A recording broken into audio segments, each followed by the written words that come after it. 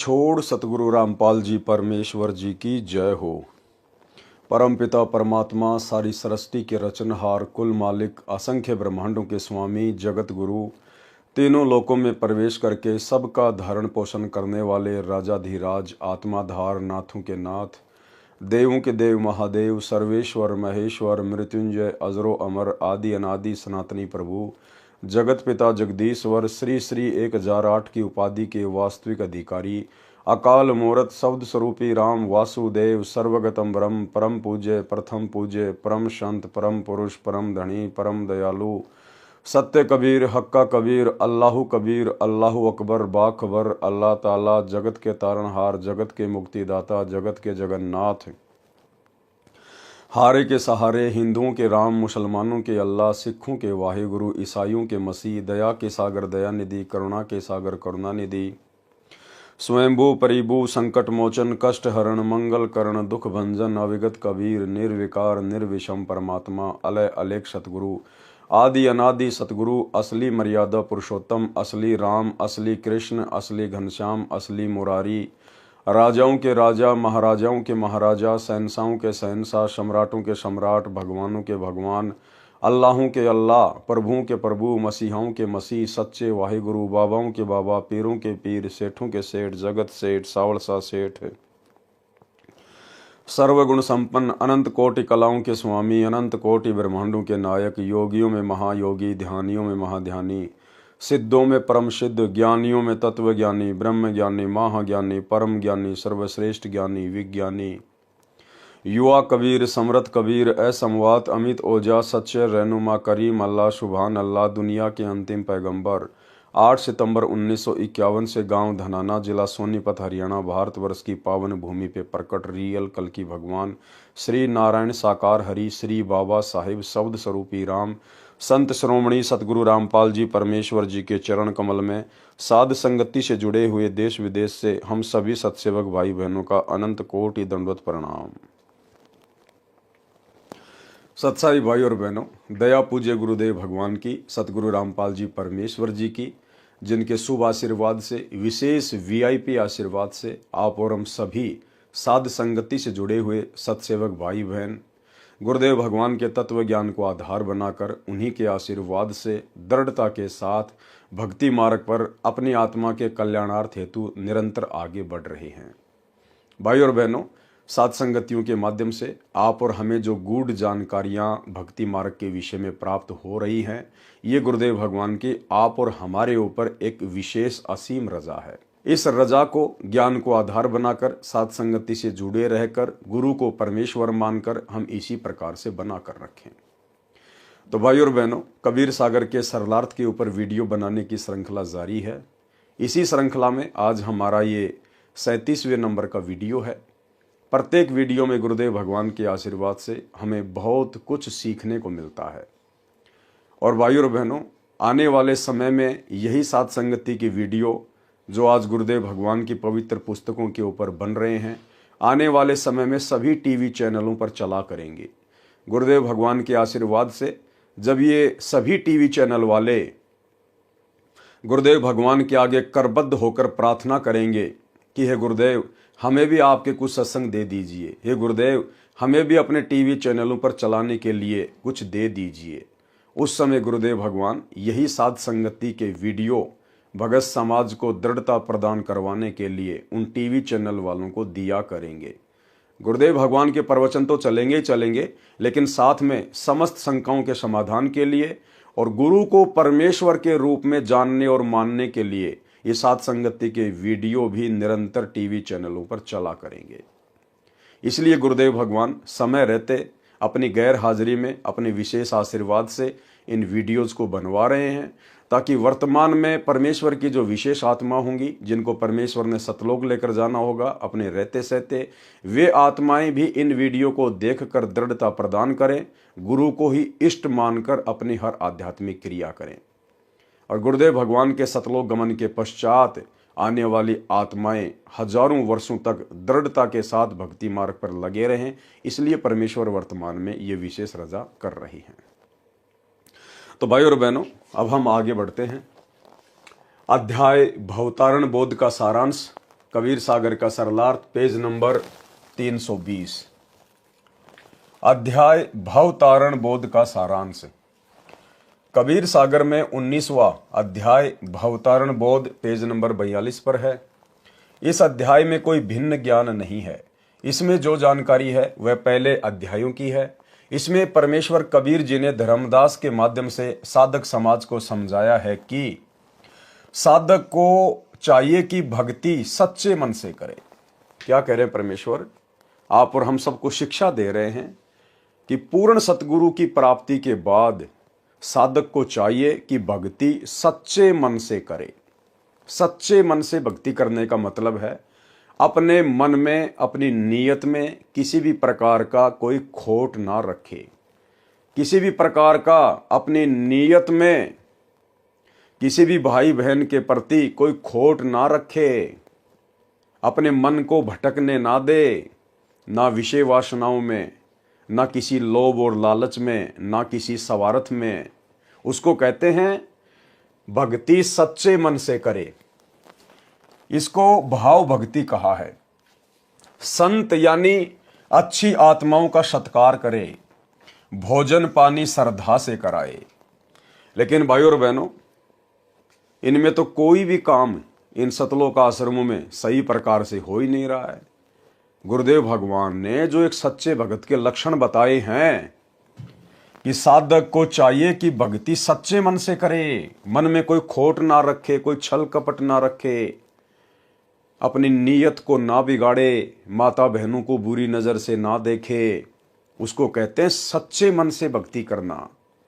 लेकिन अभी जो 66 नंबर की हिसार जेल से विशेष ऑडियो आई है, उसमें तो गुरुदेव भगवान ने पूरा ही भांडाफोड़ कर दिया। उनकी गैर हाजिरी में जिस प्रकार से इन सभी सतलोक आश्रमों में कोऑर्डिनेटरों के द्वारा जो बकवाद की जा रही है, भक्तों के द्वारा जो बकवाद की जा रही है अपनी ही गुरु बहनों के साथ में, तो परमेश्वर ने तो उसका भांडाफोड़ कर दिया। साधक को चाहिए कि भक्ति सच्चे मन से करे, जबकि उस ऑडियो में गुरुदेव भगवान कह रहे हैं कि मेरे पास में ऐसी ऐसी शिकायत आती है जो नहीं आनी चाहिए। अच्छे इंसान तो जगत वाले भी ऐसा नहीं करते जो तुम भगत कर रहे हो। इन आश्रम वालों को कह रहे हैं। और फिर गुरुदेव कह रहे हैं कि मेरे पास ऐसी ऐसी शिकायत आती हैं। ये कोऑर्डिनेटर आश्रमों के भगत ये माता बहनों को भी गंदे गंदे मैसेज करते हैं, गंदे गंदे मैसेज। और ऐसे दुष्ट व्यक्ति ना तो कोऑर्डिनेटर कहलाने के अधिकारी और ना भगत कहलाने के अधिकारी। फिर आगे क्या कह रहे परमात्मा? संत यानी अच्छी आत्माओं का सत्कार करें। अच्छी आत्माओं का सत्कार करें। अच्छी आत्मा कौन होती हैं? जो पूर्ण संत से उपदेश ले लेती हैं, उनको अच्छी आत्मा कहा जाता है। आत्मा तो संसार में सभी परमात्मा की है। जो लोग आन उपासना कर रहे हैं वो भी परमात्मा की आत्मा है। लेकिन अच्छी आत्मा किसे कहा है? जो सच्चे गुरु की शरण में आ जाए। तो गुरुदेव कह रहे हैं कि ऐसी आत्माओं के साथ में अच्छा व्यवहार करें, उनका सत्कार करें। लेकिन उसी 66 नंबर की ऑडियो में गुरुदेव भगवान कह रहे हैं कि ऐसी ऐसी शिकायत आई है कि ये कोऑर्डिनेटर भक्तों के साथ में धक्का मुक्की करते हैं, भक्तों को धमकाते हैं, उनको खुड़काते हैं। ऐसा उनको नहीं करना चाहिए। तो ये दोनों ही प्रकार की बातें गुरुदेव ने अपनी उस ऑडियो में कही है जो अभी आप सुनने वाले हो।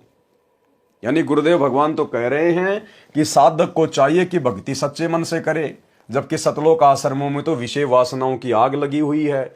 अरे कोऑर्डिनेटर जो संगत को हैंडल करते हैं, जब कोऑर्डिनेटर ही गुरु बहनों के साथ में गंदी हरकतें कर रहे हैं, बाकी संगत का क्या होगा? और खुद कोऑर्डिनेटर ही अच्छी आत्माओं के साथ में अच्छा व्यवहार नहीं कर रहे इन आश्रमों में भगत भाई बहनों के साथ में। गुरुदेव भगवान कह रहे हैं उनको धमकाते हैं, खुड़काते हैं, बहुत सारी शिकायतें आ रही है। ऐसा नहीं करना चाहिए उनको। ये परमात्मा के बच्चे हैं। तुम लोग मजदूर बन के सेवा करो। तुम कोऑर्डिनेटर बन गए तो कोई खुदा थोड़ी बन गए। सुनिए ऑडियो। भाई बहनों ने इस भक्ति मार्ग पर शिक्षा लेकर चलनी है। शिक्षा सबसे पहली बात तो हमारे गुरुदेव भगवान अपने कर कमल से लिख रहे हैं, आप और हमें उपदेश दे रहे हैं, शिक्षा दे रहे हैं, नसीहत दे रहे हैं। दूसरी बात, हमने अपने गुरु भाई बहनों से भी शिक्षा लेनी है, जो सतलोक आश्रमों से जुड़े हुए हैं। इन कोऑर्डिनेटरों से शिक्षा लेनी है, आश्रमों में आने वाली संगत से शिक्षा लेनी है कि हमने इन लोगों के जैसा व्यवहार भक्ति मार्ग पर नहीं करना चाहिए। अन्यथा गुरुदेव इनकी इन्हीं हरकतों से दुखी है, परेशान है। इनकी इन्हीं हरकतों से दुखी होकर तो गुरुदेव सार्वजनिक तौर पर सत्संग में ये बातें कह रहे हैं। इसका मतलब इस प्रकार की गंदी हरकतें करने से गुरुदेव भगवान भगत से नाराज होते हैं, रुष्ट होते हैं। और अगर गुरु नाराज हो गया तो फिर हमारे पास में बच क्या जाएगा। तो हम भाई बहनों ने, जो गुरुदेव ने विशेष रजा बख्शी है, हमें साध संगति से जोड़ा है, हम भाई बहनों ने तो अपनी गुरु बहन हो या चाहे जगत की कोई बहन हो, हमने तो सबको परमेश्वर की आत्मा जानकर, गुरुदेव भगवान के बच्चे जानकर और अपनी बहन बेटी जैसा व्यवहार करना है। हमने तो गुरुदेव की वाणी पर चलना है कि पर नारी को देखिए बहन बेटी के भाव, कहे कबीर काम नाश का यही सहज उपाय। जबकि इन सतलोक आश्रमों में तो अपने खुद की गुरु बहनों के साथ में भी गंदे गंदे व्यवहार। अब ऐसी तो वो गुरु बहनें और ऐसे ही वो कोऑर्डिनेटर और ऐसे ही वो गुरु भाई। तो भाई और बहनों, आप और हमने शिक्षा लेकर चलनी है। और ये कोऑर्डिनेटर और इन आश्रमों से जुड़े हुए भगत ये क्यों इस प्रकार की गंदी हरकतें अपनी गुरु बहनों के साथ करते हैं, आगे आपको दिखाएंगे। साधक को चाहिए कि भक्ति सच्चे मन से करें, इसको भाव भक्ति कहा है। संत यानी अच्छी आत्माओं का सत्कार करें, भोजन पानी श्रद्धा से कराएं।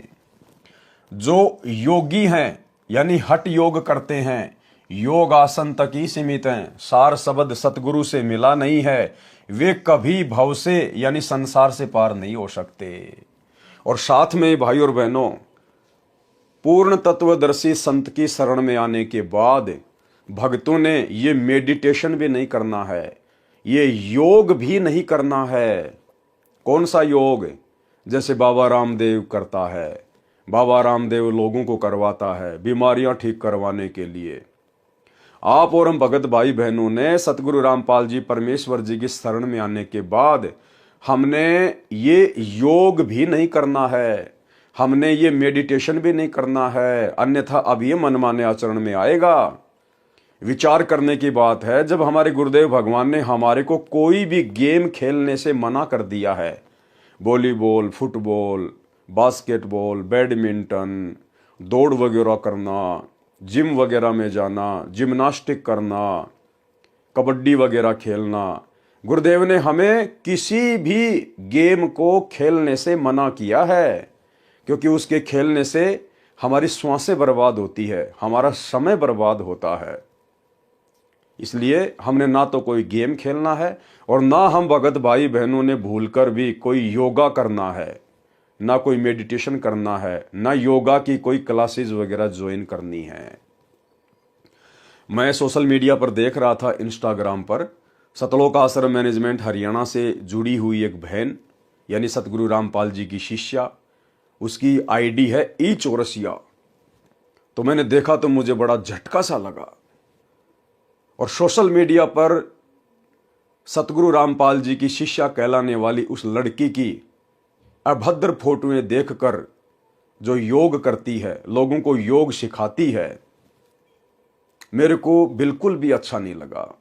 बड़ी शर्मिंदगी महसूस हुई। और दास ने विचार किया कि इस प्रकार की अभद्र फोटोएं तो जगत वाली बहन बेटियां भी सोशल मीडिया पर नहीं डालती हैं, जो अच्छे घर से ताल्लुक रखती हैं। और संत रामपाल जी की शिष्या होके एक लड़की योग कर रही है, खुले में कर रही है, पार्क में कर रही है, और अभद्र तरीके से वो फोटोएं फिर सोशल मीडिया पर वायरल कर रही है। हम समाज को क्या संदेशा दे रहे हैं? हम क्या संदेशा दे रहे हैं समाज को कि सतगुरु रामपाल जी से हमने क्या सीखा है? तो ये योग वगैरह भी सतगुरु रामपाल जी परमेश्वर जी की भक्ति प्राप्त होने के बाद में ये जो है बिल्कुल भी हमने त्यागना पड़ेगा। हमने एक नेक भगत बनकर भक्ति करनी पड़ेगी। हम किस लिए योग कर रहे हैं? क्या जरूरत है हमें योग करने की? अगर हम सतगुरु की भक्ति मर्यादा में रह के कर लेंगे तो क्या परमेश्वर हमारे शरीर में किसी प्रकार की कोई तकलीफ आने देंगे? और यदि तकलीफ आ भी गई तो तकलीफ को दूर कौन करेगा? वो योग दूर करेगा या फिर हॉस्पिटल दूर करेगा? और अगर ऐसी कोई तकलीफ आ भी गई तो आप सतलोक आश्रम वाले भाई बहनों को तो दुखी होने की जरूरत है ही नहीं। आप लोगों को तो योग करने की जरूरत है ही नहीं। अरे आपके तो आश्रमों में हॉस्पिटल खुल रहे हैं। धनाना आश्रम में 10 एकड़ जमीन में हॉस्पिटल खुल रहा है। अगर आप लोग बीमार हो भी जाओ, कोई समस्या आ भी जाए, तो आप लोगों के तो आश्रम में 10 एकड़ जमीन में बहुत बड़ा हॉस्पिटल खुलने जा रहा है। आप तो वहां जाके एडमिट हो जाओ, आपका तो फ्री में इलाज होगा, क्योंकि आपसे तो कोई पैसा लिया नहीं जाएगा। तो आप लोगों को भला योग करने की जरूरत क्या है? तो भाई और बहनों, हमने शिक्षा लेनी है। दास आपको ये फोटो ये दिखा रहा है, ये है वो बहन जिसकी फेसबुक आईडी है ई चौरसिया के नाम से इस बहन की फेसबुक आईडी है। और ये गरीबदास जी की फोटो है, पीछे सतगुरु रामपाल जी की फोटो है, ये स्वामी रामदेवानंद जी महाराज जी की फोटो है। और ये बहन सतलोक आश्रमों में जब समागम होते हैं, कबीर प्रकट दिवस, अवतरण दिवस, गरीबदास जी का बोध दिवस, दिव्य धर्म यज्ञ दिवस, उस समय ये बहन पाठ करती है। पाठ, ये पाठ पर बैठती है। ये बहन आपके सामने है, इसकी फोटो, ये पाठ कर रही है, इस पवित्र सदग्रंथ का पाठ कर रही है। और ऐसे पवित्र सदग्रंथ का पाठ करने वाला कितना पाक और पवित्र होना चाहिए। तो आप इस बहन को आश्रम में देखिए किस प्रकार से बैठी हुई है, बहुत ही सभ्य तरीके से। आश्रम में जाते हैं तो हम लोग भगत बन जाते हैं कि हमारे से बढ़कर कोई दास या दासी होगा ही नहीं, हमारे से बढ़कर सभ्य और शालीन कोई होगा ही नहीं। सर पर चुन्नी वगैरह डाल के, बढ़िया ढीले ढीले कपड़े पहन के, नीची नजरें करके हम एक नंबर के भगत बन जाते हैं जब हम आश्रमों में जाते हैं। तो यहां तो ये बहन पाठ कर रही है। और आगे जब मैंने इनकी इंस्टाग्राम आईडी पे देखा, ये देखिए ई चौरसिया, अब देखो ये बहन किस प्रकार से ये अभद्र कपड़े पहनकर, गुरुदेव भगवान ने ये टाइट कपड़े पहनने के लिए माता बहनों को बिल्कुल मना किया है। भगत भाई बहनों को भी टाइट कपड़े पहनने के लिए सबको मना किया है। अब ये बहन देखो सरेआम एक पार्क के अंदर, जहां पर सैकड़ों की संख्या में लोग घूमने के लिए आते हैं, और ये किस प्रकार से टाइट कपड़े पहनकर और किस प्रकार से ये योग कर रही है। क्या जरूरी है योग करना? आप भक्ति मार्ग में हो, आप किसी बॉलीवुड की लाइन में नहीं हो, आप किसी फिल्म इंडस्ट्री से जुड़े हुए नहीं हो। समाज में कोई भी व्यक्ति इस बहन को देखेगा तो किस प्रकार से उसके मन में उल्टे उल्टे ख्याल आएंगे। हम क्यों किसी की नीयत को बिगड़ने का मौका दें? हम क्यों किसी के मन में हमारे प्रति उल्टे उल्टे गंदे गंदे विचार लाने का मौका दें? इसीलिए गुरुदेव भगवान ने हमें मना किया है कि जो सत्संगी माता बहनें हैं, उन्होंने तो बाजू तक के ब्लाउज या अन्य कोई वस्त्र भी नहीं पहनने। अगर कोई ब्लाउज वगैरह पहनती है या जैसा भी है तो बिल्कुल कोनी से नीचे तक की उनकी बाजू होनी चाहिए। माता बहनें कोई भी अगर ऊपर कपड़ा पहनती हैं तो उसकी जो बाजुएं हैं वो आपकी जो है वो कोनी से नीचे तक होनी चाहिए और ढीली ढाली होनी चाहिए। और ये टाइटी वगैरह पहनना, जींस वगैरह पहनना, टाइट कपड़े पहनना, गुरुदेव ने माता बहनों को बिल्कुल भी अलाउ नहीं किया है। इसी प्रकार भगत भाइयों को जींस वगैरह पहनना, टाइट कपड़े पहनना बिल्कुल भी अलाउ नहीं है।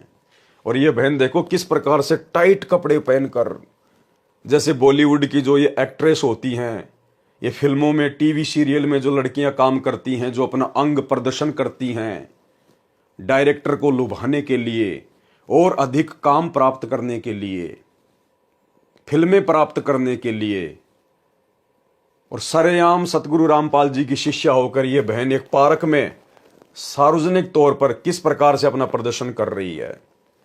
इसको तो बहुत अच्छा लग रहा होगा कि मैं एक योग टीचर हूं, मैं लोगों को योगा सिखाती हूं। अरे हमें गुरुदेव ने भक्ति सिखाई है, हमें गुरुदेव ने जो भक्ति सिखाई है हमने उसको मर्यादा में रह के करना है। ये अभद्र हरकतों में आता है, ये गंदी हरकतों में आता है। संत रामपाल जी की शिष्या होने के बावजूद आम सांसारिक माता बहनें जो गुरुदेव के ज्ञान से अपरिचित हैं वो जो मर्जी करें, हमें उनसे कोई लेना देना नहीं है। लेकिन जब हमारी खुद की माता बहनें इस प्रकार की हरकतें करती हुई नजर आती हैं और फिर सोशल मीडिया पर उन फोटो को वायरल करती है तो भाई हमारा सर शर्म के मारे नीचे झुक जाता है। तो हम जो साध संगति से जुड़े हुए भाई बहन है ना, आप और हमने भूलकर भी ये योग वगैरह नहीं करने हैं। हमने अपने गुरुदेव की भक्ति पर विश्वास करना है। परमेश्वर हमें ऐसी कोई बीमारी लगने नहीं देंगे, हमें ऐसी कोई तकलीफ परमात्मा आने नहीं देगा यदि मर्यादा में रह के भक्ति करेंगे तो ये देखिए किस प्रकार की बेहुदी और घटिया हरकतें संत रामपाल जी की शिष्या होने के बाद क्या ज्ञान समझा इन्होंने। ये देखिए ई चौरसिया, ये इनकी दूसरी फोटो है। अब देखो भाई और बहनों, अब इस बहन के आगे पीछे से सैकड़ों लोग पार्क में घूमते हैं, आते हैं, कोई देख रहा है, कोई क्या बोल रहा होगा, कोई क्या कर रहा होगा। ये सार्वजनिक तौर पर इस प्रकार की हरकतें करना क्या जरूरी है? क्या शोभा देता है? अरे अगर योग भी आपको करना है, यदि आपको अपने गुरुदेव की आज्ञा का पालन नहीं करना है, आपने यदि भक्ति मर्यादा में रह के नहीं करनी है, आपको यदि विश्वास नहीं है भक्ति पर, तो अपने घर पर एक बंद कमरे में कर लीजिए जो भी आपने करना है। ये संत रामपाल जी के भगत बनकर फिर इस प्रकार की बेहुदा हरकतें, बेहुदा इस प्रकार की एक्टिंग, ये सार्वजनिक तौर पर गार्डन में जाकर, पार्कों में जाकर क्यों करते हो आप लोग? क्यों अपने गुरुदेव भगवान को शर्मिंदा करते हो? तो ये माता बहनों को शोभा नहीं देता है, बिल्कुल शोभा नहीं देता माता बहनों को। ये आने वाले समय में आप और हम सब ने एक शिक्षा लेनी है। आने वाले समय में भगत भाई बहनों ने शिक्षा लेनी है। हमने इस प्रकार की बेहुदा हरकतें बिल्कुल भी नहीं करनी है। ये योगा फोगा वगैरह हमने कुछ नहीं करने हैं। ये एक फोटो और है इस बहन की। बताओ, आप लोगों को दिखाते हुए भी मुझे शर्म आ रही है। आप लोगों को दिखाते हुए भी मुझे शर्म आ रही है किस प्रकार से अपने पैरों को कर रखा है। टाइट कपड़ा पहन के, टाइटी पहन के किस प्रकार से अपने दोनों पैरों को फैला रखा है और फिर सोशल मीडिया पर डाली जा रही है। अब लोग इन फोटो को देखेंगे तो वो लोग किस भाव से देखेंगे? उनके मन में गंदे विचार आएंगे या फिर अच्छे विचार उत्पन्न होंगे? अब बताओ, फिर उन कोऑर्डिनेटरों का क्या दोष? सतलोक आश्रमों के कोऑर्डिनेटरों का क्या दोष? उन भक्तों का क्या दोष जिनके विषय में गुरुदेव कह रहे हैं कि अपनी गुरु बहनों को गंदे गंदे मैसेज भेजते हैं? जब हमारी गुरु बहनें इस प्रकार की गंदी गंदी हरकतें करेंगी, इस प्रकार के ये गंदे गंदे पोज अपने मोबाइल से फोटो खींच के सोशल मीडिया पे डालेंगी, तो भगत भाई क्या करेंगे फिर? ये कामदेव तो इन आश्रमों में बैठा ही है, फिर और क्या करेगा बताइए? इसलिए गुरुदेव भगवान ने दुखी होकर सार्वजनिक तौर पर हिसार जेल से आने वाली ऑडियो नंबर 66 में इन सब बातों का जिक्र करना पड़ा कि अभी तो तुम भक्ति के निकट भी नहीं हो, अभी तो भक्ति के निकट भी नहीं हो। और अच्छे इंसान तो जगत वाले भी ऐसा नहीं करते जैसा तुम भगत कर रहे हो। एक अच्छे घराने की, इज्जतदार घराने की माता बहनें भी आपको इस प्रकार से ऐसे पोज में अपनी फोटोएं सार्वजनिक तौर पर सोशल मीडिया पर डालती हुई नजर नहीं आएंगी जो सतगुरु रामपाल जी की शिष्याएं कर रही हैं। क्या हासिल करना चाहती हैं ये माता बहनें? पब्लिसिटी की भूख है क्या? बॉलीवुड की कोई हीरोइन बनना है क्या? भाई और बहनों, साध संगति से जो माता बहनें जुड़ी हुई है, उन माता बहनों को यदि कोई 100 करोड़ रुपए का भी ऑफर करे ना, 100 करोड़ रुपए का ऑफर, कि आपको 100 करोड़ रुपए दिए जाएंगे या आपको भारत देश का प्रधानमंत्री बना दिया जाएगा, आपको इंद्र का राज्य दे दिया जाएगा, आपको 21 ब्रह्मांड का स्वामी बना दिया जाएगा, आप साथ संगति से जुड़ी हुई माता बहनें हमें एक पोज ऐसा दे दो, एक। वो माता बहनें क्या करेंगे पता है? थू, उसी समय 5 बार थूकेंगी और बोलेंगे भैया पानी पीना तो पी लीजिए, भंडारा करना तो कर लीजिए, अन्यथा यहां से चलते बनिए। आपने गंदी जुबान से ऐसी बातें हमारे घर में दोबारा ना बोलिए। हमारा घर आश्रम है, हमारे आश्रम में इस प्रकार की बातें भी शोभा नहीं देती हैं। ये गंदे कर्म करना तो बहुत दूर की बात है। तो भाई और बहनों, ये विचारणीय विषय है, विचारणीय विषय। इसलिए सतगुरु रामपाल जी भगवान हिसार जेल से आने वाली ऑडियो में दुखी मन से, दुखी आवाज में रोते हुए सत्संग कर रहे हैं कि मैं रोवत हूं सृष्टि को, ये सृष्टि रोवे मोहे, और गरीब दास इस वियोग को समझ न सकता कोई। कि सतगुरु हमें क्या बनाने आए हैं, हमें क्या अनमोल वस्तु प्राप्त हो गई है, सतगुरु ने हमें क्या कीमती वस्तु दे दी है, हमारा टारगेट क्या होना चाहिए? ये पब्लिसिटी प्राप्त करना, या फिर योग टीचर बनकर दुनिया भर के अवार्ड जीतने हैं, या फिर ये फिगर वगैरह मेंटेन रखना है, अपने शरीर को मेंटेन रखना? कितने दिन मेंटेन रखोगे? इस हार्ड मास के ढांचे को कितने दिन मेंटेन रखोगे? वो बॉलीवुड की वो पुरानी पुरानी हीरोइन जो अपने जमाने में, अपने टाइम में अपने फिगर को मेंटेन रखा करती थी, आज उनके फिगर को देखते ही उल्टी आती है, उल्टी। तो भाई और बहनों, चाहे सतगुरु रामपाल जी की कोई शिष्या हो, चाहे कोई शिष्य हो, अगर हम लोग भगत बनने के लिए निकले हैं तो भाई भगत बन के दिखाओ अपने गुरुदेव को, भगत।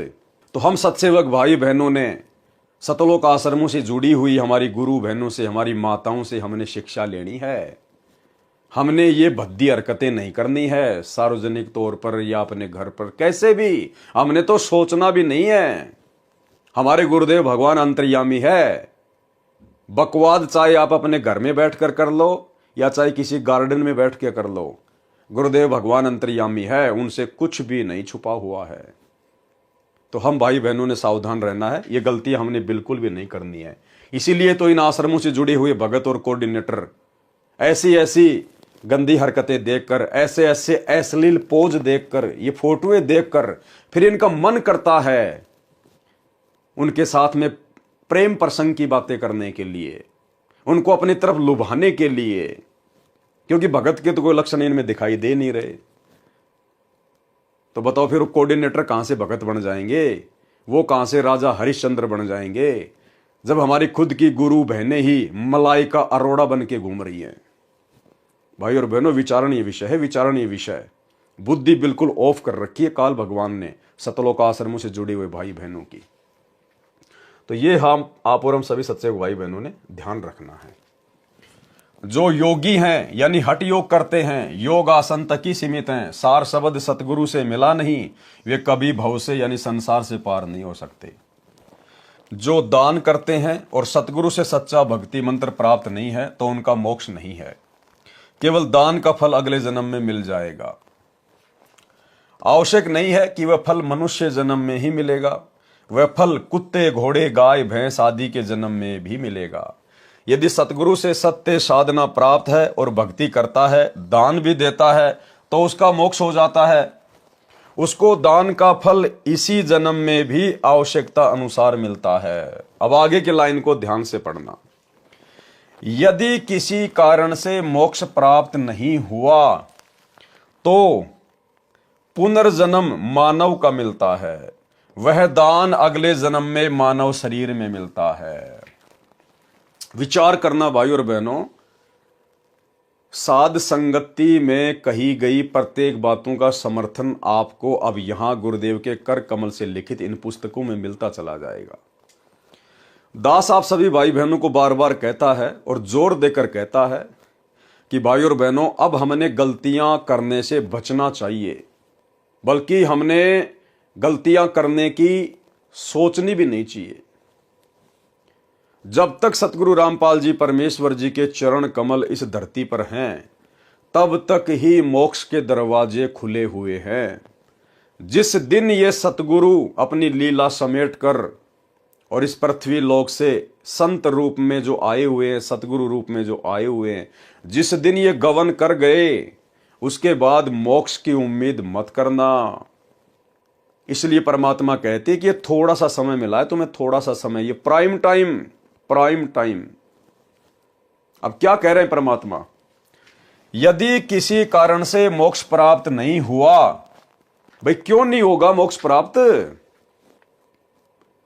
जिन भाई बहनों को ये शंका है कि ये पवन दास तो ऐसे ही अंट संट बोलता है, अरे गुरुजी ने कह रखा है ये भक्ति मार्ग हजारों साल तक चलेगा, हजारों साल तक, और 1000 साल तक आत्माएं मोक्ष प्राप्त करेंगी, मोक्ष प्राप्त करेंगी।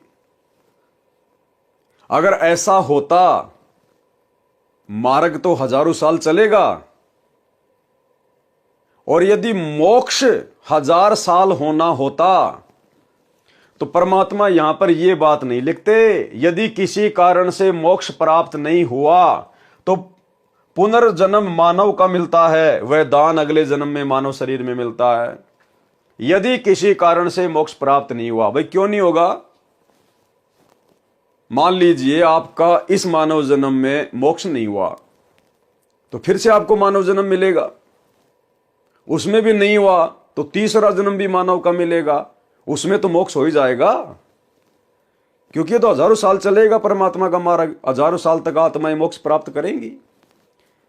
तो एक जन्म में नहीं हुआ तो दूसरे में हो जाएगा, तीसरे में हो जाएगा, चौथे में हो जाएगा, पांचवें में हो जाएगा। 1000 साल में कम से कम 100 तो मानव जन्म मिलेंगे। फिर गुरुदेव ये बात क्यों कह रहे हैं कि यदि किसी कारण से मोक्ष प्राप्त नहीं हुआ तो, अरे क्या 100 जन्म में भी मोक्ष नहीं होगा? चलो इस जन्म में आपने गलती कर दी, आपका मोक्ष नहीं हुआ, अगला जन्म फिर से आपको स्त्री या पुरुष का मिल गया, किसी भगत के घर में देगा परमात्मा, तो उस जन्म में तो हो ही जाएगा। आपको तो शुरू से ही भक्ति मिलेगी, आपके माता पिता दोनों भगत होंगे, आप तो मर्यादा में रहोगे, पूरे संसार में सतयुग जैसा माहौल हो जाएगा, हर जगह आपको भगत ही भगत दिखाई देंगे, विरोध कोई आने वाले समय में कोई जो है वो करेगा नहीं, तो मर्यादा टूटेगी नहीं, तो आपका तो दूसरे जन्म में मोक्ष निश्चित है।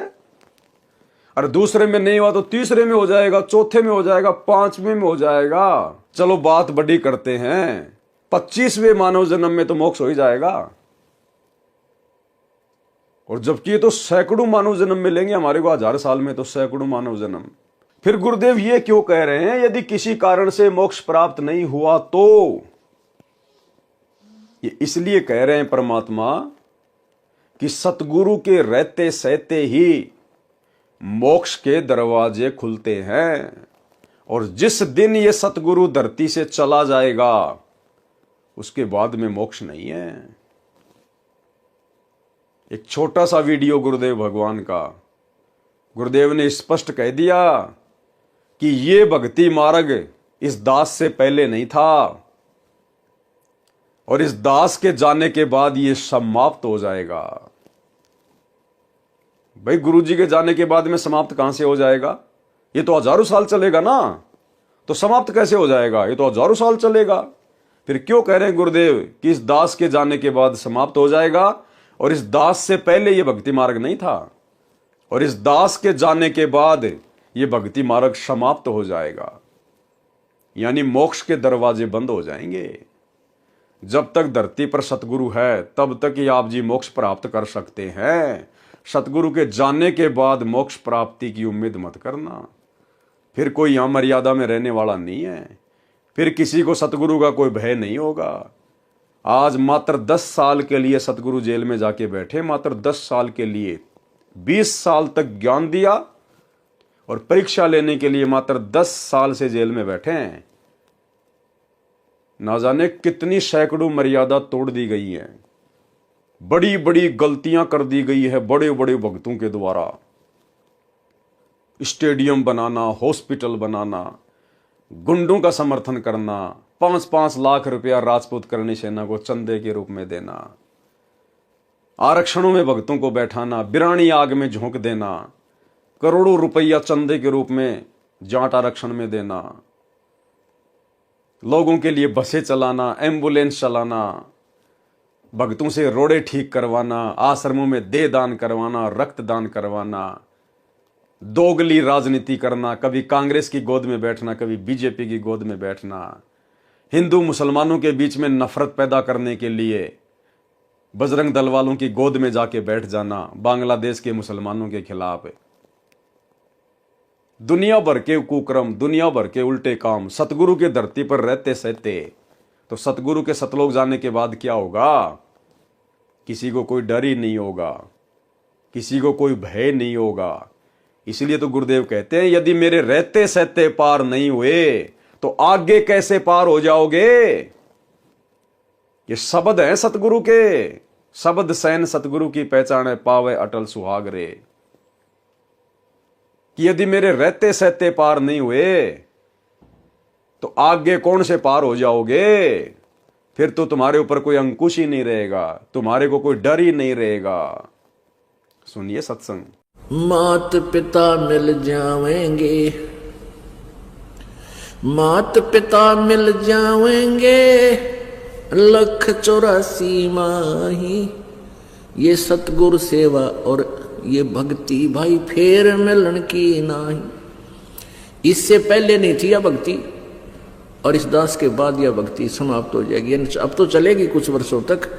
इससे पहले नहीं थी यह भक्ति और इस दास के बाद यह भक्ति समाप्त हो जाएगी। अब तो चलेगी कुछ वर्षों तक। इससे पहले नहीं थी यह भक्ति और इस दास के बाद यह भक्ति समाप्त हो जाएगी। अब तो चलेगी कुछ वर्षों तक। फिर कलयुग तो बहुत लंबा चौड़ा विशेष है, उसमें यह नहीं रहेगी लास्ट में। तो आ गई होगी आपकी बात समझ में क्यों सतगुरु इतना जोर लगाकर कह रहा है कि अगर तुम अब भी पार नहीं होगे मेरे रहते सहते तो मेरे जाने के बाद में कौन से पार हो जाओगे। इसलिए गुरुदेव भगवान ने कहा है कि ये भक्ति, ये मोक्ष वाली भक्ति ना तो आज से पहले थी और मेरे जाने के बाद ये समाप्त हो जाएगी। जिस दिन गुरुजी के पावन चरण कमल धरती से उठ गए संत रूप में, उसके बाद मोक्ष की उम्मीद मत करना। इसलिए अगर सिर धड़की बाजी लगानी है, अपना तन मन धन अपने गुरुजी के चरणों में समर्पित करना है, तो उनके रहते सहते कर दीजिए। ये मौका फिर नहीं मिलेगा। सुनिए गुरुदेव का सत्संग। चलो मान ले ईब आपने सुख भी हो गया, रह भी गए और कंटिन्यूस 5-6 जन्म आपके मनुष्य के भी हो जाएंगे ईस कमाई थे वर्तमान के भक्ति से। और आगे सरदार, क्योंकि आगे घटेगी जब दास यहाँ मौजूद है। अभी गलती करोगे तो आगे कौन से पार हो जाओगे तुम। और आगे सरदार, क्योंकि आगे घटेगी जब दास यहाँ मौजूद है। अभी गलती करोगे तो आगे कौन से पार हो जाओगे तुम। और आगे सरदार, क्योंकि आगे घटेगी जब दास यहाँ मौजूद है। अभी गलती करोगे तो आगे कौन से पार हो जाओगे तुम। अब तो हर तरह से मर्यादा आपको समझाता हूँ, ये बताता हूँ ये गलती मत करो, तुम्हें फाउल पॉइंट बताता हूँ कि ये गलत, ये पॉइंट फाउल है, तेरा नाम खंड हो गया। तो अब भी जर रह जाओगे तो फिर आगे कैसे पार होगे तुम। तो अब भी जर रह जाओगे तो फिर आगे कैसे पार होगे तुम। तो अब भी जर रह जाओगे तो फिर आगे कैसे पार होगे तुम। जब ये दास चला जाएगा सतलोक, फिर तुम पर अंकुश नहीं रहेगा, ज्ञान तो रहेगा, लेकिन कुछ ऐसी मर्यादा बन जाएंगी जो पुण्यात्मा बचपन से भक्ति अपने बच्चों को रंग में रंग देंगे, वो आने वाले समय में इतना जल्दी नहीं बिगड़ेंगे। और जो वर्तमान में बिगड़ जाएगा तो आगे गलती हुई पड़ी है उस्ताद। तो इसलिए इस समय को ज्यादा नहीं बढ़ाना आपने। और जो वर्तमान में बिगड़ जाएगा तो आगे गलती हुई पड़ी है उस्ताद। तो इसलिए इस समय को ज्यादा नहीं बढ़ाना आपने। और जो वर्तमान में बिगड़ जाएगा तो आगे गलती हुई पड़ी है उस्ताद। तो इसलिए इस समय को ज्यादा नहीं बढ़ाना आपने। तो भाई और बहनों समझ में आ रहा होगा आपके। इसलिए यहां परमात्मा कह रहे हैं कि ये ना सोचना कि हजारों साल ये मार्ग चलेगा तो हजारों साल तक तुम पार भी होते जाओगे। हजारों साल केवल गुरु जी का भक्ति मार्ग चलेगा, हजारों साल मोक्ष प्राप्त नहीं होगा। और इसी लाइन को गुरुदेव ने अपने सत्संग में भी कह दिया स्पष्ट तौर पर, यदि किसी कारण से मोक्ष प्राप्त नहीं हुआ तो क्या होगा। पुनर्जन्म मानव का मिलता है, यानी मनुष्य जन्म मिलते रहेंगे। और वो जो दान जो तुम आज कर रहे हो ना, ज्योति पाठ वगैरह, ये फिर तुम्हें उन मनुष्य शरीरों में मिलता रहेगा। एक छोटा सा सत्संग गुरुदेव का इसी टॉपिक पर कि यदि तुम रह गए, तुम पार ना हो पाए इस समय, तो तुम्हारे को मनुष्य जन्म मिलेंगे, मनुष्य जन्म। और जब तक दूसरा कलयुग नहीं आ जाएगा, जब तक दूसरे कलयुग की पिछली पीढ़ी नहीं आ जाएगी, तब तक तुम्हें केवल मनुष्य जन्म मिलेंगे। गुरुदेव ने ये नहीं कहा कि अगर किसी कारण से तुम्हारा ये जन्म अगर रह गया, तुम मोक्ष प्राप्त नहीं कर पाए, तो अगले जन्म में मोक्ष हो जाएगा या उससे अगले जन्म में मोक्ष हो जाएगा। नहीं, गुरुदेव कह रहे हैं यदि किसी कारण से तुम पार नहीं हो पाए तो फिर तुम्हें मनुष्य जन्म मिलते जाएंगे, सतयुग में, त्रेता में, द्वापर में। फिर जब यही समय आएगा फिर कहीं जाकर बात बनेगी। तो ये सत्संग सुन लीजिए और ध्यान से विचार कर लीजिएगा।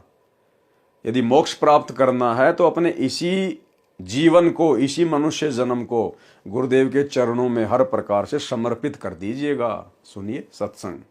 और बाकी रही बात जो पुण्य की, किसी के पास कार है, कोठी है, पैसा है, उसने पिछले जन्म में धर्म घना किया हुआ है, दान किया हुआ है।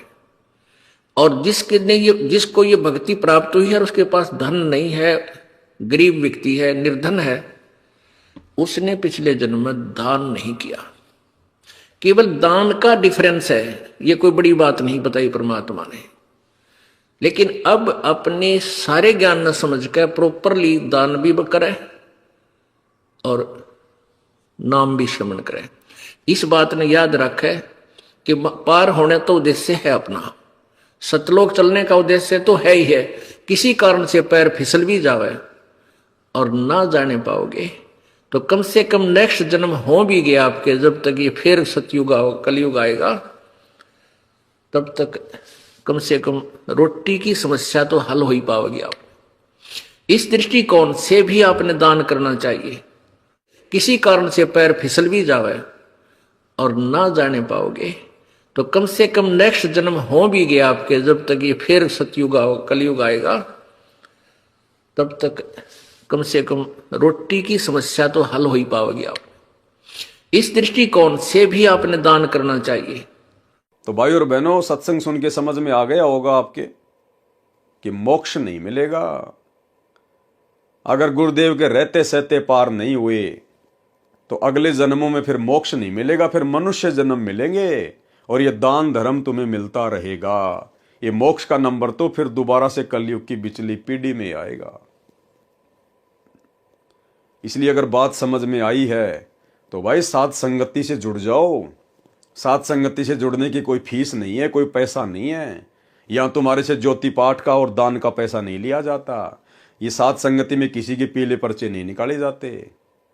यहाँ तो ज्ञान आधार से चर्चा होती है, भक्ति होती है, भक्ति। तो भाई और बहनों, अब आप और हमारी आंखें खुल जानी चाहिए। हमारे पास में समय ज्यादा नहीं है। जिस दिन ये परमात्मा अपनी लीला समेट के यहां से चले जाएंगे उसके बाद मोक्ष की उम्मीद मत करना।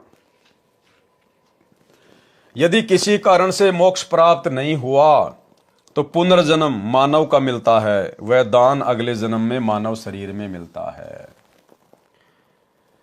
तीर्थ के ऊपर जाकर स्नान करने का क्या लाभ हानि है वह बताया है। पाठक जन ध्यान दें कि कबीर सागर में काल प्रेरित कबीर पंथियों ने अपनी बुद्धि अनुसार वाणी मिलाई तथा काटी है। इस अध्याय में पेज 43 पर लिखी वाणियों का अर्थ है कि जो तीर्थ पर स्नान करने जाते हैं उनको सुंदर शरीर मिलता है। ये नकली कबीर पंथियों ने अपनी तरफ से लिखा है। तीर्थ पर जाने से कोई सुंदर शरीर नहीं मिलता, कोई धन की प्राप्ति नहीं होती। ये नकलियों ने काल प्रेरणा से जीव आत्माओं को भक्ति से भटकाने के लिए मिलावट की है। वो मिलावट बता रहे हैं गुरुदेव कि जो तीर्थ पर स्नान करने जाते हैं उनको सुंदर शरीर मिलता है, ऊंचे कुल में ब्राह्मण क्षत्रिय के घर में जन्म होता है।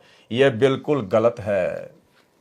जैसा कि आप जी को पहले बताया है कि परमेश्वर कबीर जी ने अपनी महिमा का तथा भक्ति का यथार्थ ज्ञान संत गरीबदास जी गांव छुडानी जिला झज्जर हरियाणा प्रांत वाले को दिया है।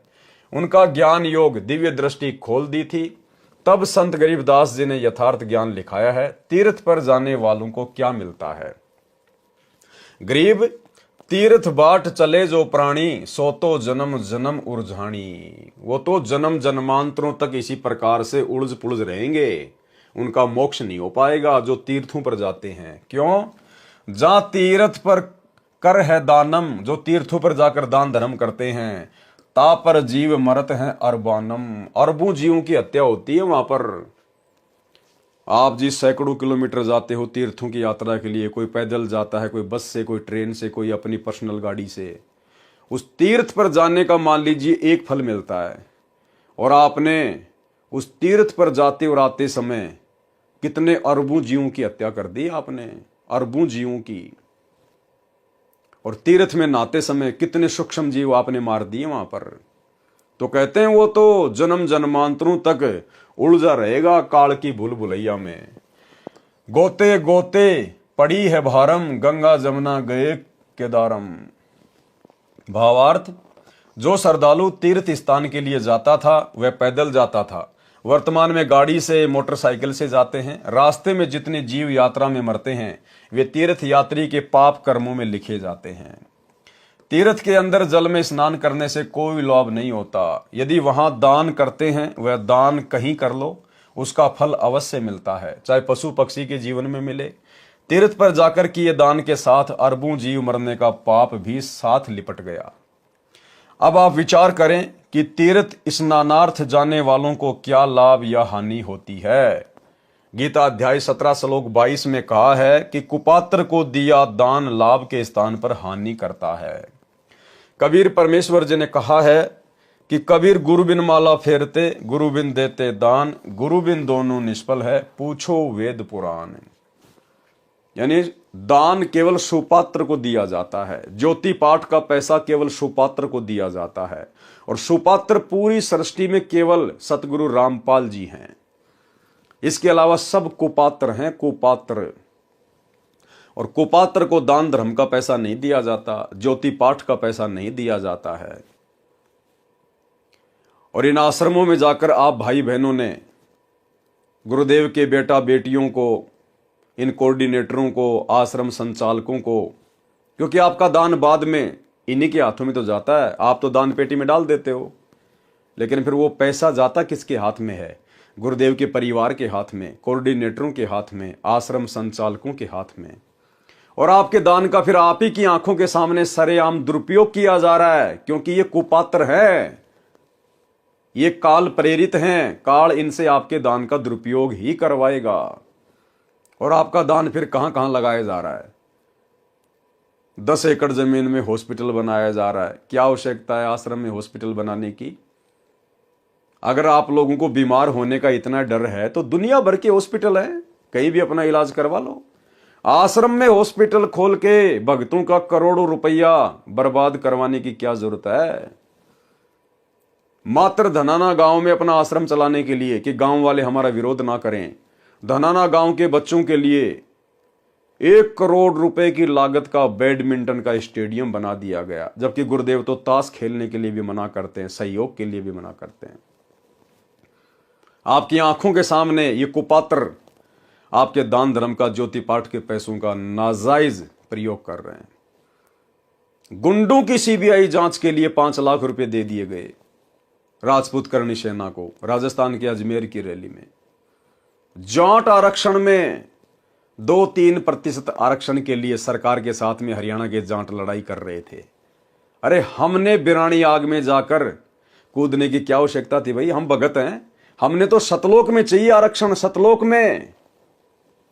और सतलोक में आरक्षण प्राप्त करने के लिए, जगह प्राप्त करने के लिए हमने धरने देने की जरूरत नहीं है, रैलियां निकालने की जरूरत नहीं है। हमारा बाप जगत सेठ है सतगुरु रामपाल जी, उसके पास कोई कमी नहीं है, कितना ही प्रतिशत आरक्षण ले लो।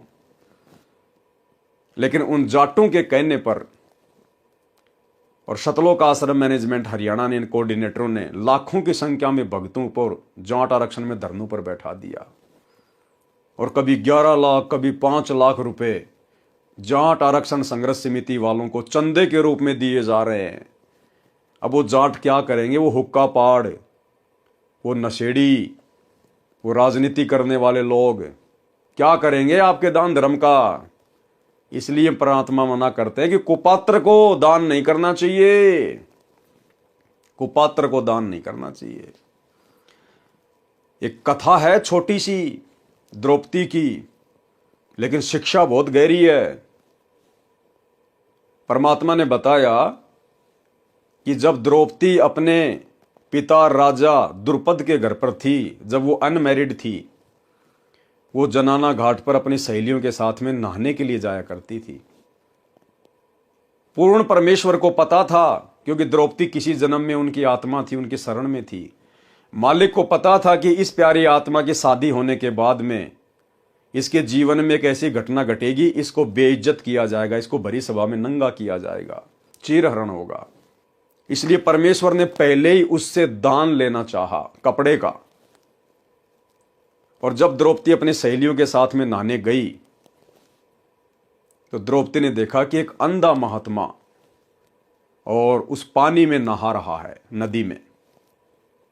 द्रौपदी जब नहाकर वापस आई तब भी देखा कि महात्मा तो अभी भी वहीं खड़ा है और हाथ मार रहा है यूं हाथ। कौन था वो महात्मा? कबीर परमेश्वर सतगुरु रामपाल जी। यही परमात्मा अपनी आत्माओं के लिए 100 छल छिद्र करते हैं। 100 छल छिद्र मैं करूं अपने जन के काज। द्रौपदी ने ध्यान से देखा तो पता चला कि महात्मा जी तो नंगा है। नहाते समय इसका जो वस्त्र है वो पानी में बह गया और ये तो शर्म के मारे बाहर नहीं आ रहा। और भाई अगर ये नदी में गहरा चला गया तो डूब भी सकता है। तो द्रौपदी ने क्या किया? अपनी खुद की साड़ी फाड़ी, छोटे छोटे टुकड़े किए ताकि महात्मा जी के हाथ में ये साड़ी का टुकड़ा लग जाए, अपने शरीर पर बांधकर पानी से बाहर आ जाए। गुरुदेव भगवान ने बताया कि द्रौपदी ने 7-8 टुकड़े अपनी साड़ी से फाड़ फाड़ के और महात्मा को देना चाहा, उस पानी में छोड़ा, लेकिन महात्मा जी के हाथ वो टुकड़े नहीं लगे। वो 7-8 टुकड़े द्रौपदी की साड़ी के अंधे महात्मा के रूप में जो कबीर परमात्मा लीला कर रहे थे उनके हाथ में नहीं लगे। भाई वो तो परमात्मा था, वो तो एक ही टुकड़े को अपने हाथ में पकड़ सकता था, लेकिन जानबूझ के परमात्मा ने आज हम पिछली पीढ़ी वाले भक्तों को दान की महत्वता को समझाने के लिए वो लीला की। 7-8 टुकड़े पानी में बह गए, महात्मा जी के हाथ नहीं लगे। अंत में द्रौपदी ने फिर अपनी साड़ी का एक टुकड़ा पाड़ा और एक लंबी सी एक लकड़ी के सहारे महात्मा जी के हाथ के पास कर दिया। महात्मा जी हाथ मार ही रहे थे, तुरंत कपड़ा पकड़ लिया और अपने गुप्तांग के ऊपर बांधकर और बाहर आ गए और कहा, बेटी जिस प्रकार आज तूने मेरी इज्जत रखी है, ऐसे भगवान एक दिन तेरी भी इज्जत रखे। फिर गुरुदेव ने क्या कहा उस सत्संग में, जो मुख्य बात है, मुख्य पॉइंट है कि पुण्यात्माओं, द्रौपदी ने 7-8 टुकड़े अपनी साड़ी के तोड़ तोड़ के फाड़ फाड़ के महाराज जी को दिए, लेकिन महाराज जी को जो एक टुकड़ा उनके हाथ लगा, जो एक टुकड़ा साड़ी का महात्मा के हाथ लगा, उस एक टुकड़े के प्रतिफल में और आगे चलकर परमात्मा ने द्रौपदी का चीर बढ़ाया था। केवल एक टुकड़े के प्रतिफल में, वो एक टुकड़ा ही महात्मा जी के हाथ लगा था और उसी दान के प्रतिफल में फिर द्रौपदी का चीर बढ़ाया था, ना कि वो 7-8 टुकड़े जो महात्मा जी के पास से बह गए लेकिन हाथ नहीं आए, उनके प्रतिफल में नहीं। अरे द्रौपदी ने तो 7-8 टुकड़े भी अपनी साड़ी से फाड़ के फेंके थे, वो भी तो दान ही किया था द्रौपदी ने। लेकिन गुरुदेव कह रहे हैं कि वो जो 7-8 टुकड़े जो उस महात्मा के हाथ नहीं लगे, उनका कोई फल नहीं मिला, उस एक टुकड़े के प्रतिफल में उसकी साड़ी बढ़ाई। पहले आप ये सत्संग सुन लीजिए भाई और बहनों, सुनिए। धर्म बिना धापे नहीं ये प्राणी प्रपंच, आस बिरानी क्यों कर रतन दिया हो तो संच। यदि पहले दान किया तो आज मिलेगा, अन्यथा ते सिर पटक ले, चाहे कितने किसी प्रकार की तू अन्य साधना कर ले। हाँ, ये मान लीजिए तेरे भाग्य में नहीं है, पूर्व में दान नहीं कर पाया, तो अब आपको तरीका बताया जा रहा है, ऐसे कीजिए। प्रमाण है कि जैसे द्रौपदी ने उसी जन्म में एक अंधे महात्मा को एक बिल्हाता अर्थात 8-9 इंच का एक कपड़ा लंगोट टाइप, कोपीन टाइप बनाकर पाड़ के दिया था। यानी वैसे तो उसने लगभग सारी साड़ी पाड़ कर डाल दी थी नदी में। अंधा महात्मा था, हाथ नहीं लग गया, वह एक लकड़ी का लपेट कर उसके हाथ का लगा दिया। अर्थात उस इतने के कपड़े का दान का इसी जन्म में भी परमात्मा ने उसको लाभ दे दिया। यानी वैसे तो उसने लगभग सारी साड़ी पाड़ पाड़ कर डाल दी थी नदी में, अंधा महात्मा था, हाथ नहीं लग गया, वह एक लकड़ी के लपेट कर उसके हाथ के लगा दिया। अर्थात उस इतने के कपड़े का दान का इसी जन्म में भी परमात्मा ने उसको लाभ दे दिया, क्योंकि वो सुपात्र को दान किया गया था। वो परमात्मा कहता है कि जो जन मेरी शरण है ताका हूं मैं दास, गेल गेल ला गया फिरूं जब तक धरती आकाश। तो भाई और बहनों, सत्संग आपने सुन लिया। केवल उस एक साड़ी के टुकड़े के प्रतिफल में ही परमात्मा ने द्रौपदी का चीर बढ़ाया। बाकी जो 7-8 साड़ी के टुकड़े थे जो महात्मा जी के हाथ नहीं लगे, उनके प्रतिफल में नहीं। तो विचार करो, जो भाई बहन इन आश्रमों में जाकर इन कुपात्रों को ज्योति पाठ और दान का पैसा दे रहे हैं, इनको क्या मिलेगा? आपके पूज्य गुरुदेव भगवान तो हिसार जेल में बैठे हैं, परीक्षा का समय, और उनको तो 2 टाइम का खाना सरकार दे रही है, 2 जोड़ी कपड़े शरीर पर पहनने के लिए उनको सरकार दे रही है, छोटी मोटी जो भी सुविधा है उनको सरकार दे रही है। ये तुम्हारे दान धर्म का अरबों खरबों रुपया कहां जा रहा है? तुम्हारे गुरु के तो तुम्हारा 1 रुपया भी हाथ नहीं लग रहा, क्योंकि तुमने तो इन कुपात्रों को दिया सारा का सारा दान धर्म, अपने गुरु को तो दिया ही नहीं। तुम्हारे गुरु के हाथ तो तुम्हारा दान लगा ही नहीं। अरे तुम्हारा वर्तमान में 2014 बरवाला कांड के बाद से ज्योति पाठ और दान का पैसा तो द्रौपदी के उन साड़ी के टुकड़ों की तरह महात्मा जी के पास से होके गुजर रहे हैं, महात्मा जी के हाथ नहीं लग रहे।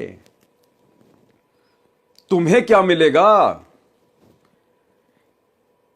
वो सत्संग हमें शिक्षा देता है, जो साड़ी का टुकड़ा महात्मा के हाथ लगा उसी के प्रतिफल में महात्मा जी ने द्रौपदी का चीर बढ़ाया। तो आप भाई बहनों का वर्तमान में जो दान धर्म है, ज्योति पाठ का पैसा है, 10वें अंश का पैसा है, आप किसके हाथों में दे रहे हो? दान गुरु के हाथ में दिया जाता है या अपने गुरु भाइयों के हाथ में दिया जाता है? दान गुरु के हाथ में देने से सफल होता है या गुरु भाइयों के हाथों में देने से? गुरु बिन माला फेरते, गुरु बिन देते दान, गुरु बिन दोनों निष्फल है, चाहे पूछो वेद पुराण। चलो आपने दे दिया, उसके बाद कम से कम ये तो देखो अब तुम्हारे दान का क्या किया जा रहा है। दुरुपयोग तुम्हारी आंखों के सामने उसी आश्रम में हॉस्पिटल बनाया जा रहा है, तुम्हारी आंखों के सामने उसी धनाना गांव में 1 करोड़ रुपए का बैडमिंटन का स्टेडियम बना दिया गया, तुम्हारे गुरुदेव की मर्यादाओं की धज्जियां उड़ा दी गई। कौन उड़वा रहा है? तुम लोग।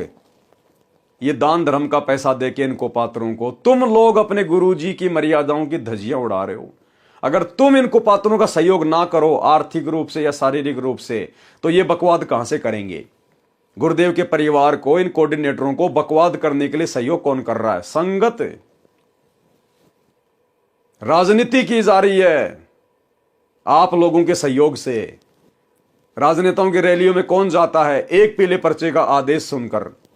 कोऑर्डिनेटरों के आदेश से राजनीतियों में कौन जाता है? नेताओं की रैलियों में धक्के कौन खाते हैं? आप संगत वाले। आप लोग सहयोग कर रहे हो, आप दोषी बन रहे हो। तो भाई और बहनों, इसलिए ये दास बार बार कहता है कि जितना संघर्ष और प्रयास सतगुरुदेव भगवान हमें अपने धरती पर रहते सहते सतलोक ले चलने के लिए कर रहे हैं, उससे कहीं ज्यादा प्रयास ये काल हम आत्माओं को सतगुरु के रहते सहते सतलोक जाने से रोकने के लिए कर रहा है। और ये 2014 बरवाला कांड के बाद ये परीक्षा चल रही है। वो समर्थ हिसार जेल में बैठ के यही सब कुछ देख रहा है कि कौन किस लायक है, किसने क्या सीखा है। अगर यूं भेड़ चाल में चलना था तो फिर सच्चे गुरु की शरण में आकर तत्व ज्ञान लेने की आवश्यकता क्या थी? अरे ऐसी भेड़ चाल में तो नकली संतों के शिष्य भी नहीं चलते। वो भी सोच समझकर दान धर्म करते कि हमारे दान धर्म का कहां उपयोग हो रहा है। और आप लोगों को तो गुरुदेव ने 4 आंखें दे रखी हैं। 2 तो ये चरम दृष्टि वाली और 2 हृदय की आंखें, आत्मा की आंखें, ज्ञान वाली आंखें, तत्व ज्ञान वाली आंखें। फिर भी आप लोग अंधे बने बैठे हो। भाई परिणाम भोगने पड़ेंगे। गीता अध्याय 17 श्लोक 22 में कहा है कि कुपात्र को दिया दान लाभ के स्थान पर हानि करता है।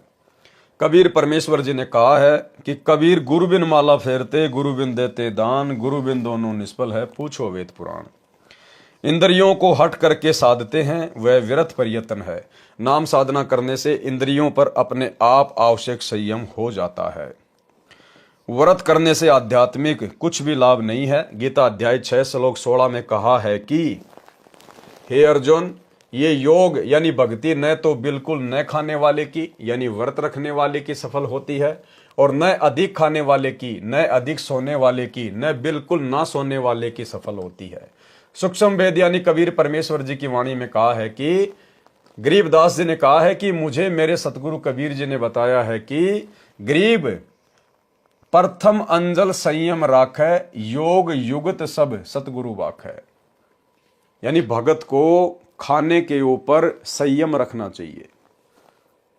भगत ने इतना भी नहीं खाना चाहिए कि भक्ति बने ना, नींद आने लग जाए, शरीर टूटने लग जाए, और इतना थोड़ा भी नहीं खाना चाहिए कि बार बार भोजन याद आए, बार बार भोजन याद आए।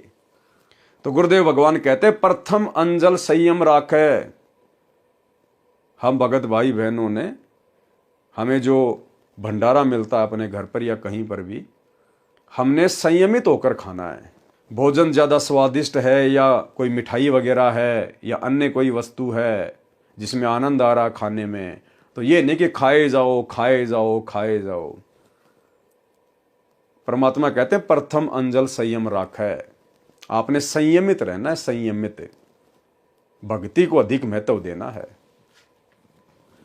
गरीब प्रथम अंजल संयम राखै, योग युगत सब सतगुरु बाखै। भावार्थ, अन्न तथा जल को सीमित खावें, न अधिक और न कम। ये भक्ति की विधि मेरे सतगुरु बताते हैं। तीनों देवताओं तथा ब्रह्म साधना का फल। यदि आप विष्णु जी की भक्ति करते हो और उसी को कर्ता मानते हो तो आप विष्णु विष्णु का नाम जाप करके विष्णु जी के लोक में चले जाओगे। अपना पुण्य समाप्त करके फिर पृथ्वी पर जन्म पाओगे। एक दिन विष्णु जी की भी मृत्यु होगी। इसलिए श्री विष्णु जी की भक्ति से गीता अध्याय 18 श्लोक 62 तथा अध्याय 15 श्लोक 4 वाली मुक्ति व सनातन स्थान प्राप्त नहीं हो सकता। कबीर हरि नाम विष्णु का होई, विष्णु विष्णु जपे जो कोई। जो विष्णु को कर्ता बतलावे, कहो जीव कैसे मुक्ति फल पावे। बहुत प्रीति से विष्णु ध्यावे, सो जीव विष्णुपुरी में जावे। विष्णुपुरी में निर्भय नाही, फिर के डार दे भूमाही। जब मरे विष्णु मुरारी, कहाँ रहेंगे विष्णु के पुजारी। ये फल विष्णु भक्ति का भाई, सतगुरु मिले तो मुक्ति पाई। इसी प्रकार ब्रह्मा जी का पुजारी ब्रह्मा जी के लोक में ब्रह्मपुरी में, तथा शिव जी का पुजारी शिव लोक में, तथा ब्रह्म यानी काल का पुजारी ब्रह्म लोक में जाता है। गीता अध्याय 8 श्लोक 16 में स्पष्ट किया है कि ब्रह्म लोक पर्यंत सब लोकों में गए साधक जन्म मरण में रहते हैं। वे पुनः लौटकर पृथ्वी के ऊपर आते हैं। इनसे भी गीता अध्याय 15 श्लोक 4 तथा अध्याय 18 श्लोक 62 वाली मुक्ति नहीं मिली, जहां जाने के पश्चात साधक फिर लौटकर संसार में नहीं आते। सनातन परम धाम तथा परम शांति प्राप्त होगी। परम शांति उसी को प्राप्त होती है जिसका फिर जन्म कभी न हो, सदा युवा बना रहे, कभी मृत्यु न हो। सब सुर यानी देवता तथा ऋषि मुनि उपरोक्त प्रभुओं की पूजा सेवा करते हैं, इसलिए उनको मोक्ष प्राप्त नहीं होता। ध्रुव प्रहलाद ने भी विष्णु की भक्ति की, उनका भी जन्म मरण रहेगा। 4 मुक्तियों की जानकारी बताई है। क्या कह रहे हैं भाई और बहनों? ध्रुव प्रहलाद ने भी विष्णु की भक्ति की, उनका भी जन्म मरण रहेगा। ध्रुव और प्रहलाद। आज गुरुदेव भगवान हमें उन आत्माओं के उदाहरण देते हैं भक्ति मार्ग पर दृढ़ता के लिए। और भाई और बहनों, वो ध्रुव प्रहलाद भी जन्म मरण में रहेंगे, जन्म मरण में। इस पिछली पीढ़ी में उनका भी उद्धार नहीं है, उनका भी मोक्ष नहीं है। इसलिए गुरुदेव भगवान कहते हैं कि तुम कितनी पुण्य आत्माओं हो, तुम्हारी महिमा मैं भी नहीं कर सकता। ब्रह्मा विष्णु महेश भी तुम्हारे नाखून के बराबर नहीं है भक्ति और पुण्य के मामले में। क्योंकि आप और हम भाई बहन ये सारे दुख, ये सारे जन्म, ये सारे संकट, सारी प्रोसीजर को पार कर चुके हैं।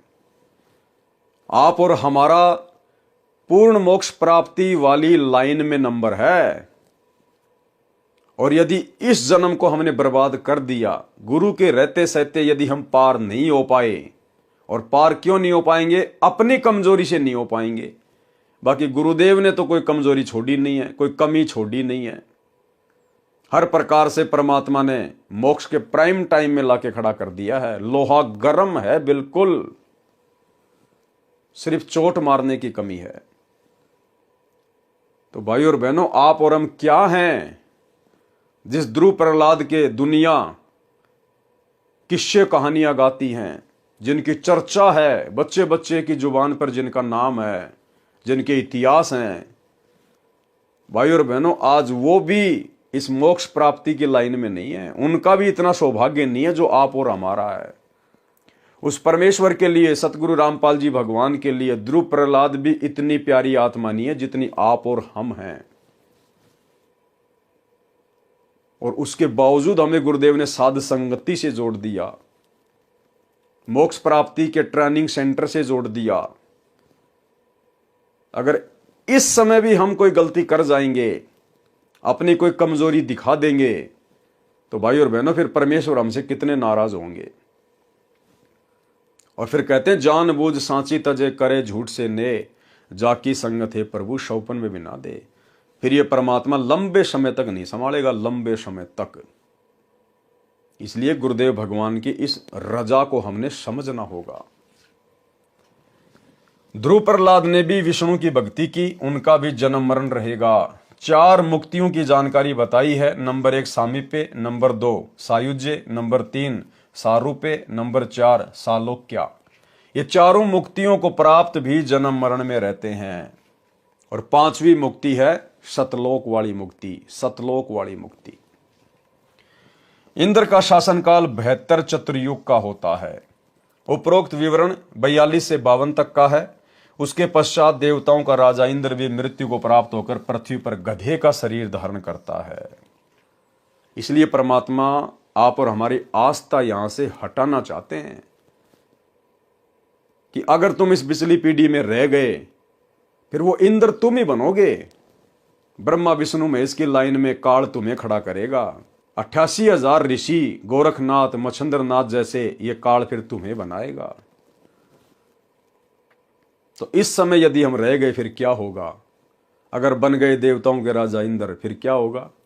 अपनी सारी भक्ति कमाई बर्बाद करेंगे और फिर गधे से हमारा जीवन शुरू होगा, गधे से। आज हम मनुष्य शरीर में हैं, हम विचार कर सकते हैं गधे का जीवन और एक इंसान का जीवन। आज हमें परमेश्वर ने ये बुद्धि प्रदान की हुई है, हम लोग विचार कर सकते हैं, चिंतन मनन कर सकते हैं, किसी निष्कर्ष पर पहुंच सकते हैं। अन्य योनियों में फिर ये चिंतन मनन करने की हमें फिर ये सुविधा प्राप्त नहीं होगी। इसलिए परमात्मा कहते हैं, मानुष जन्म पाई कर खोवे और सतगुरु विमुखा फिर युग युग रोवे।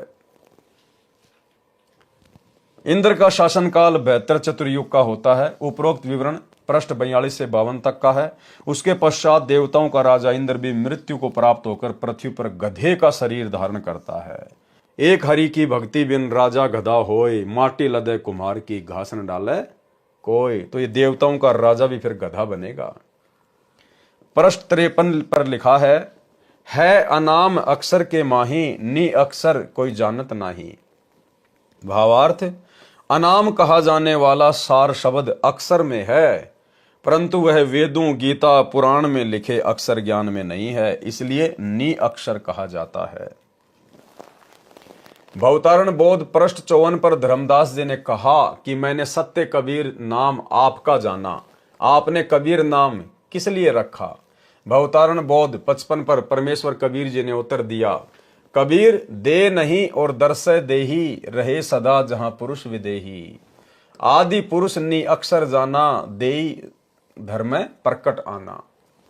भावार्थ है कि जैसे नी अक्षर कहा है वह अक्षर है परंतु निराला है, वह वेदों, गीता, पुराणों में नहीं है, इसलिए नी अक्षर कहा है।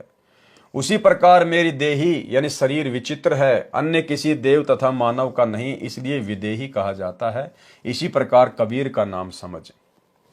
4 युगों में प्रकट होने का वर्णन है। परमात्मा का सतयुग में सतसुकृत नाम रहा है, त्रेता युग में मुनिंदर, द्वापर में करुणामय और कलयुग में कबीर नाम होता है।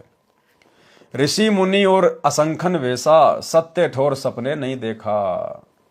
ऋषि मुनि तथा अन्य जितने बेसदारी पंथ हैं, किसी ने भी सत्य ठोर यानी सतलोक के दर्शन सौपन में भी नहीं हुए हैं, अर्थात इनको मुक्ति प्राप्त नहीं हुई। भवतारण बोध के पृष्ठ 56 पर विशेष ज्ञान नहीं है, सामान्य ज्ञान है। भवतारण बोध पृष्ठ 57 का सारांश। इसमें 8 कमलों तक का ज्ञान है।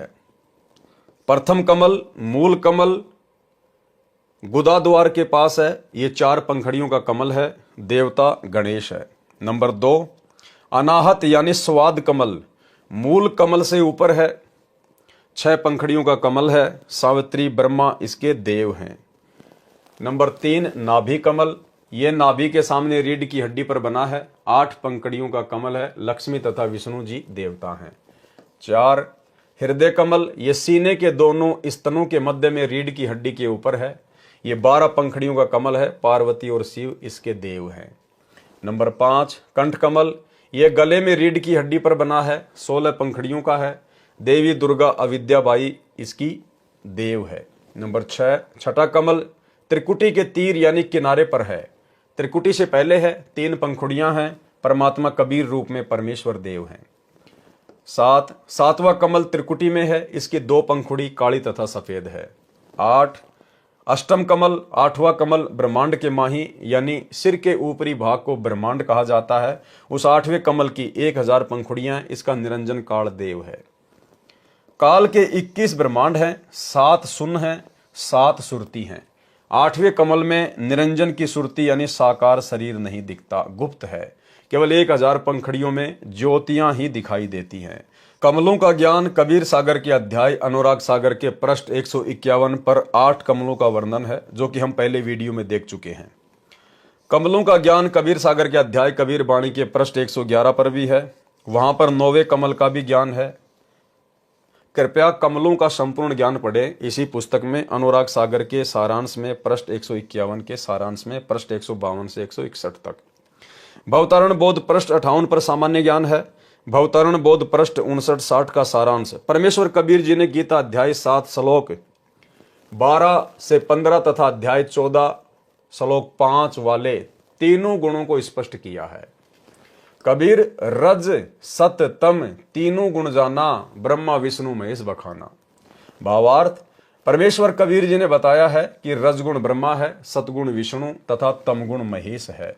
यही प्रमाण मार्कंडे पुराण गीता प्रेस गोरखपुर से प्रकाशित केवल हिंदी सचित्र मोटा टाइप के पेज नंबर 123 पर है। लिखा है कि ब्रह्म काल निरंजन की 3 प्रधान शक्तियां हैं, ब्रह्मा विष्णु महेश, ये ही 3 देवता हैं, ये ही तीनों गुण हैं।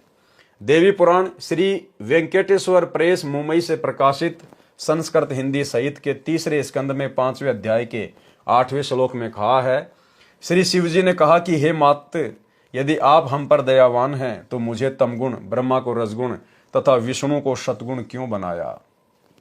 विवेचन विचार करें पाठक जन, जो ज्ञान पुराणों गीता वेदों में अंकित है, जिसको धर्म गुरु ब्राह्मण नहीं जान सके, उस ज्ञान को काशी वाला जुलाहा कबीर जी जानते हैं।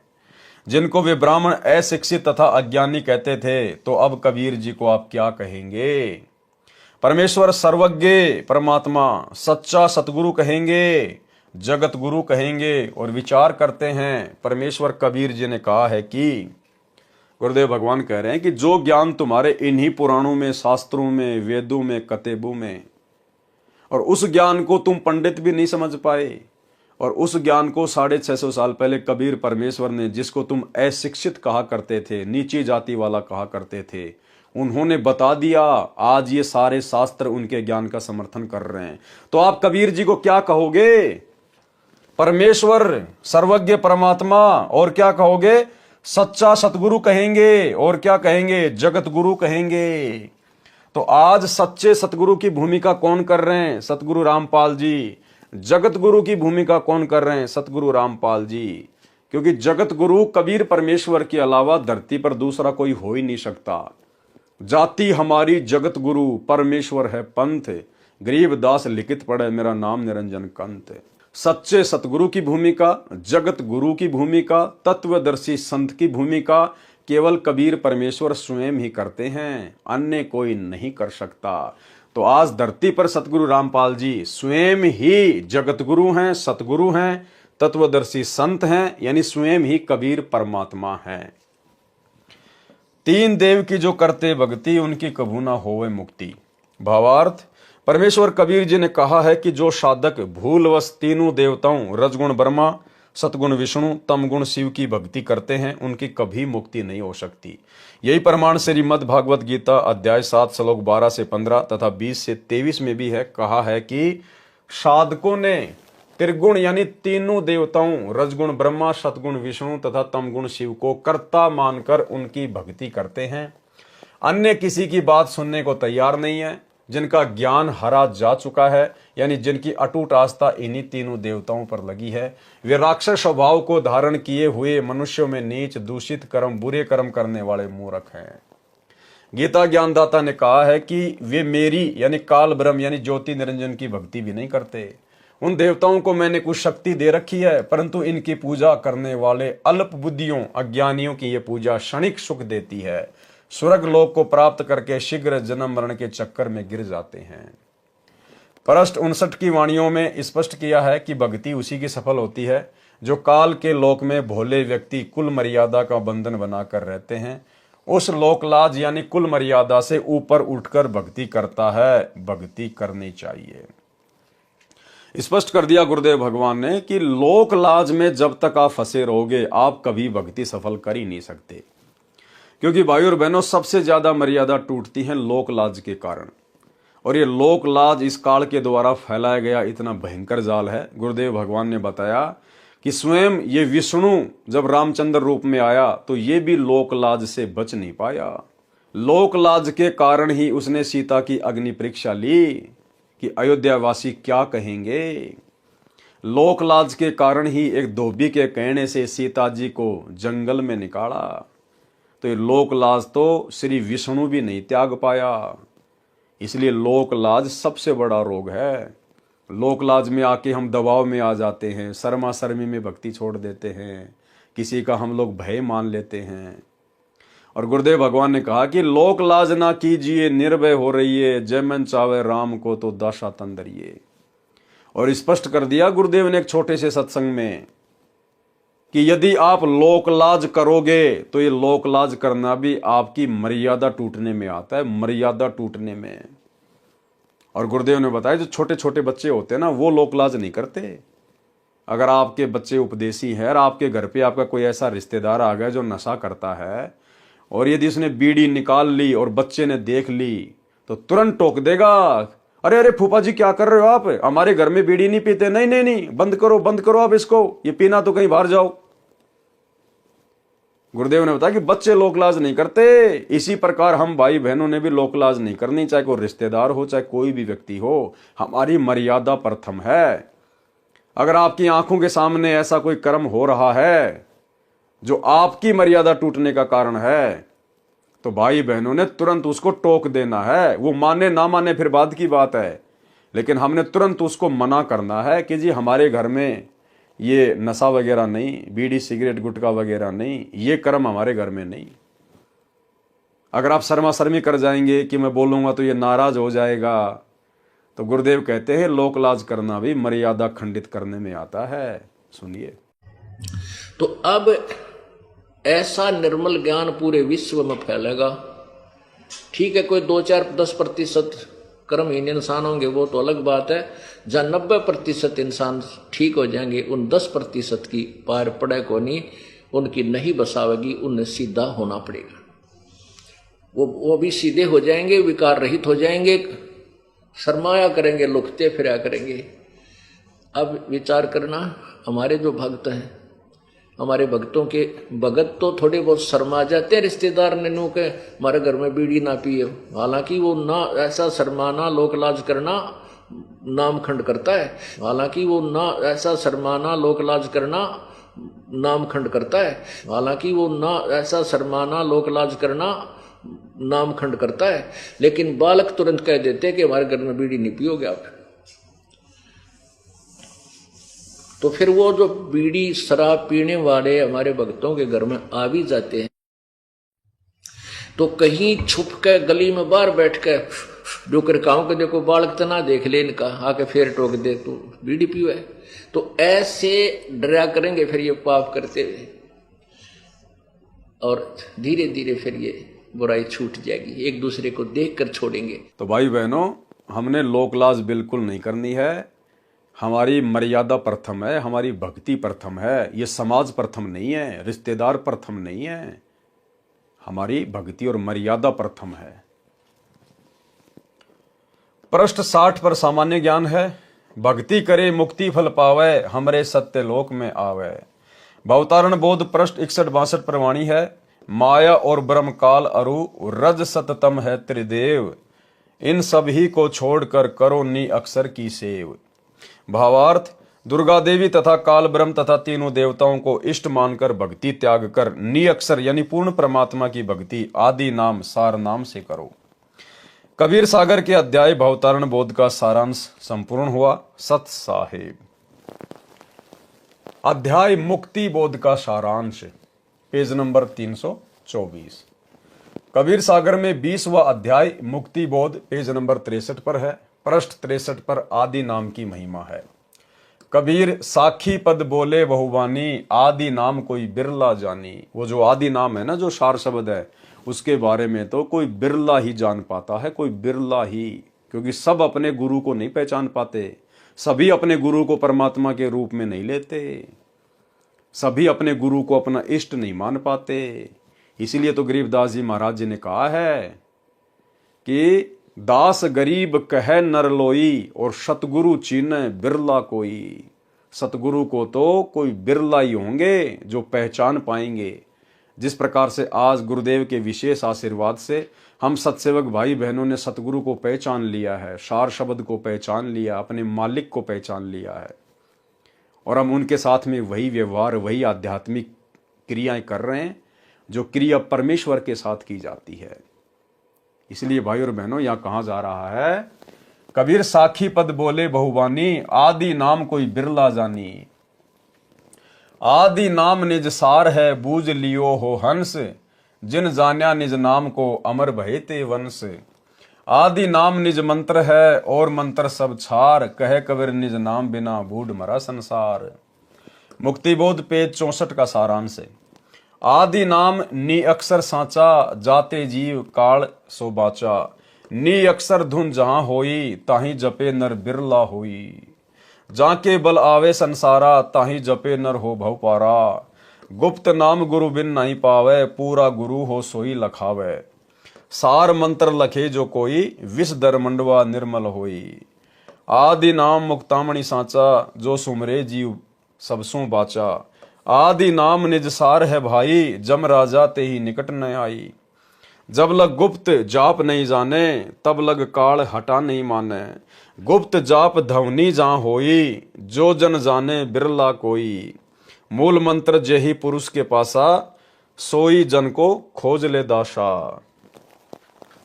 सार मंत्र मूल है, ओ सब शाखा, कहे कबीर मैं निज के भाखा। लिखो न जाए कहो न पारा, है अक्षर में जो पावे निर्वारा। लिखो न जाए लिखा में नाही, गुरु बिन भेंट न होवे ताही। ये सार शब्द के विषय में बताया जा रहा है कि सार शब्द का जाप कैसे किया जाता है, सार शब्द को कौन जप सकता है, सार शब्द को कौन दान कर सकता है। उपरोक्त वाणी जो पृष्ठ 63-64 पर लिखी है, उनका भावार्थ है कि साखी तथा शब्द आदि बहुत संत गाते हैं, समझाते हैं, परंतु आदि नाम यानी सार शब्द कोई बिरला ही जानता है। आदि नाम मोक्ष का खास मंत्र है, अन्य मंत्र सब राख हैं, मोक्षदायक न होने से व्यर्थ हैं। आदि नाम ही निज मंत्र है, उसके जाप बिना सर्व प्राणी डूब मरे हैं, यानी संसार के जन्म मरण के जाल में फंसे हैं, कष्ट उठा रहे हैं। आदि नाम कहो, उसे नि अक्षर कहो, यह सच्चा नाम है, इसी से काल से बचा जा सकता है। अब क्या कह रहे हैं परमात्मा, नी अक्षर यानी सार शब्द के जाप से सुमरण करते समय जो अंदर आवाज होती है, यानी जब सार शब्द का सुमरण किया जाता है तो गुरुदेव कह रहे कि अंदर एक ध्वनि होती है, एक आवाज होती है। उस आवाज को कोई बिरला ही सुन पाता है। यानी उस विधि से सार शब्द का जाप, आदि नाम का जाप कोई बिरला भगत ही करेगा, कोई बिरला भगत ही। नी अक्षर यानी सार शब्द के जाप से सुमरण करते समय जो अंदर आवाज होती है, सुमरण करते समय उस पर ध्यान रखना चाहिए। ऐसे कोई बिरला ही जाप करता है, कोई बिरला ही जाप करेगा। अब यहां तो ऐरे बैरे नत्थु गहरे को इन आश्रमों में 25-25 हजार रुपए के चक्कर में, 1-1 लाख रुपए के चक्कर में सार नाम, सार शब्द आलू टमाटर की तरह बांट दिया गया। अब परमात्मा कहते हैं वो सार शब्द तो केवल सतगुरु ही दे सकता है। सतगुरु उसकी विधि बताएगा, उसकी विधि कोई अन्य जानता ही नहीं, कोई बता ही नहीं सकता, कोई दे ही नहीं सकता, अन्य कोई अधिकारी नहीं है कोई। और सतगुरु जो विधि बताएगा उससे सुमरण से उसमें ध्वनि प्रकट होगी। उस विधि से कोई बिरला ही होगा जो उस सार शब्द का जाप करेगा। और इन आश्रमों में आ जाओ, एक एक पाठ के चक्कर में ले जाओ। एक भगत जी कह रहा था कि मेरे पास में फोन आया, क्योंकि ये क्या करते हैं, ये तो फार्म देखते हैं और फिर फोन करते हैं। ये तो नामदान सेंटर से फोन गया, जयपुर नामदान सेंटर से, और कहा कि भगत जी आप सार नाम ले लो, सार नाम। तो उसने कहा कि भगत जी मैंने तो बरवाला कांड के बाद भक्ति छोड़ दी, मैं तो मांस भी खाने लग गया, शराब भी पीने लग गया, मैं तो जो है वो पुलिस डिपार्टमेंट में हूं, मैंने तो भक्ति छोड़ रखी है। तो बोला क्या हुआ, नामदान सेंटर पे आ जाओ, नाम शुद्ध करवा लो और जाओ, बोले सार नाम लेके आ जाओ। तो उस भगत ने कहा कि भगत जी मेरे तो झटका सा लगा, और मैं आपके वीडियो देखा करता था तो सारी बातें मेरे झट से समझ में आ गई कि भाई यहां तो केवल माया के लिए सारा काम हो रहा है। तो भाई और बहनों, यहां तो इस प्रकार से सार नाम और सार शब्द दिया जा रहा है, जबकि वास्तविक विधि तो परमात्मा बता रहे हैं। नी अक्षर यानी सार शब्द के जाप से सुमरण करते समय जो अंदर आवाज होती है, सुमरण करते समय उस पर ध्यान रखना चाहिए। अब ये कहां से ध्यान रखेंगे? इनका ध्यान तो लड्डू जलेबी बर्फियों पे है, लड्डू जलेबी बर्फियों पे। इनका ध्यान तो राजनीतियों में है, राजनीतियों में। ये कहां से ध्यान रखेंगे? सुमरण करते समय उस पर ध्यान रखना चाहिए। ऐसे कोई बिरला ही जाप करता है। भावार्थ है कि सार शब्द के सुमरण की विधि पूर्ण संत बताता है। कौन बताता है? पूर्ण संत। अब बताओ, पूर्ण संत तो बैठे हिसार जेल में, और धनाना आश्रम में, मुंडका आश्रम में, रोहतक के सिंहपुरा आश्रम में लोगों को सार शब्द दे दिए गए। तो बताओ कौन विधि बता सकता है? भावार्थ है कि सार शब्द के सुमरण की विधि पूर्ण संत बताता है। उससे ठीक समझकर कोई बिरला ही शिष्य ठीक से जाप करता है। उसको लेने के बाद भी कोई बिरला ही भगत होगा जो ठीक से उसको जाप करेगा। जब तक गुप्त जाप का ज्ञान नहीं होगा तब तक काल दूर नहीं जाएगा। अब वो गुप्त जाप की विधि भाई सतगुरु बताएगा, दूसरा नहीं बता सकता। हे भगत, जिस संत के पास सार शब्द के जाप की गुप्त विधि है उसको खोज लो। लिखो न जाए लिखा में नाही, गुरु बिन भेंट न होवे ताही।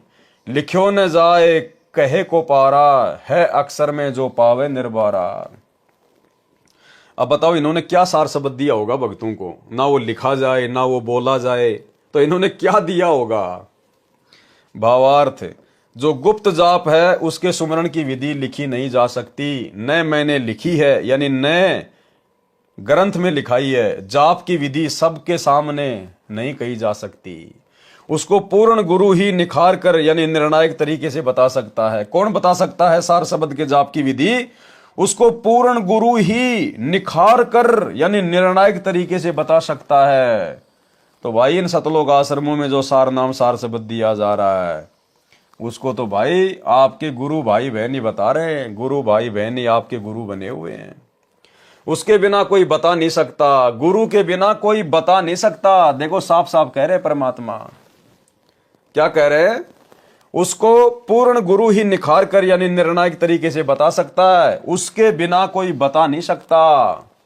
तो बताओ, हमारे गुरुदेव तो हिसार जेल में बैठे हैं, फिर इन आश्रमों में सार शब्द के गुप्त जाप की विधि कौन बता रहा है?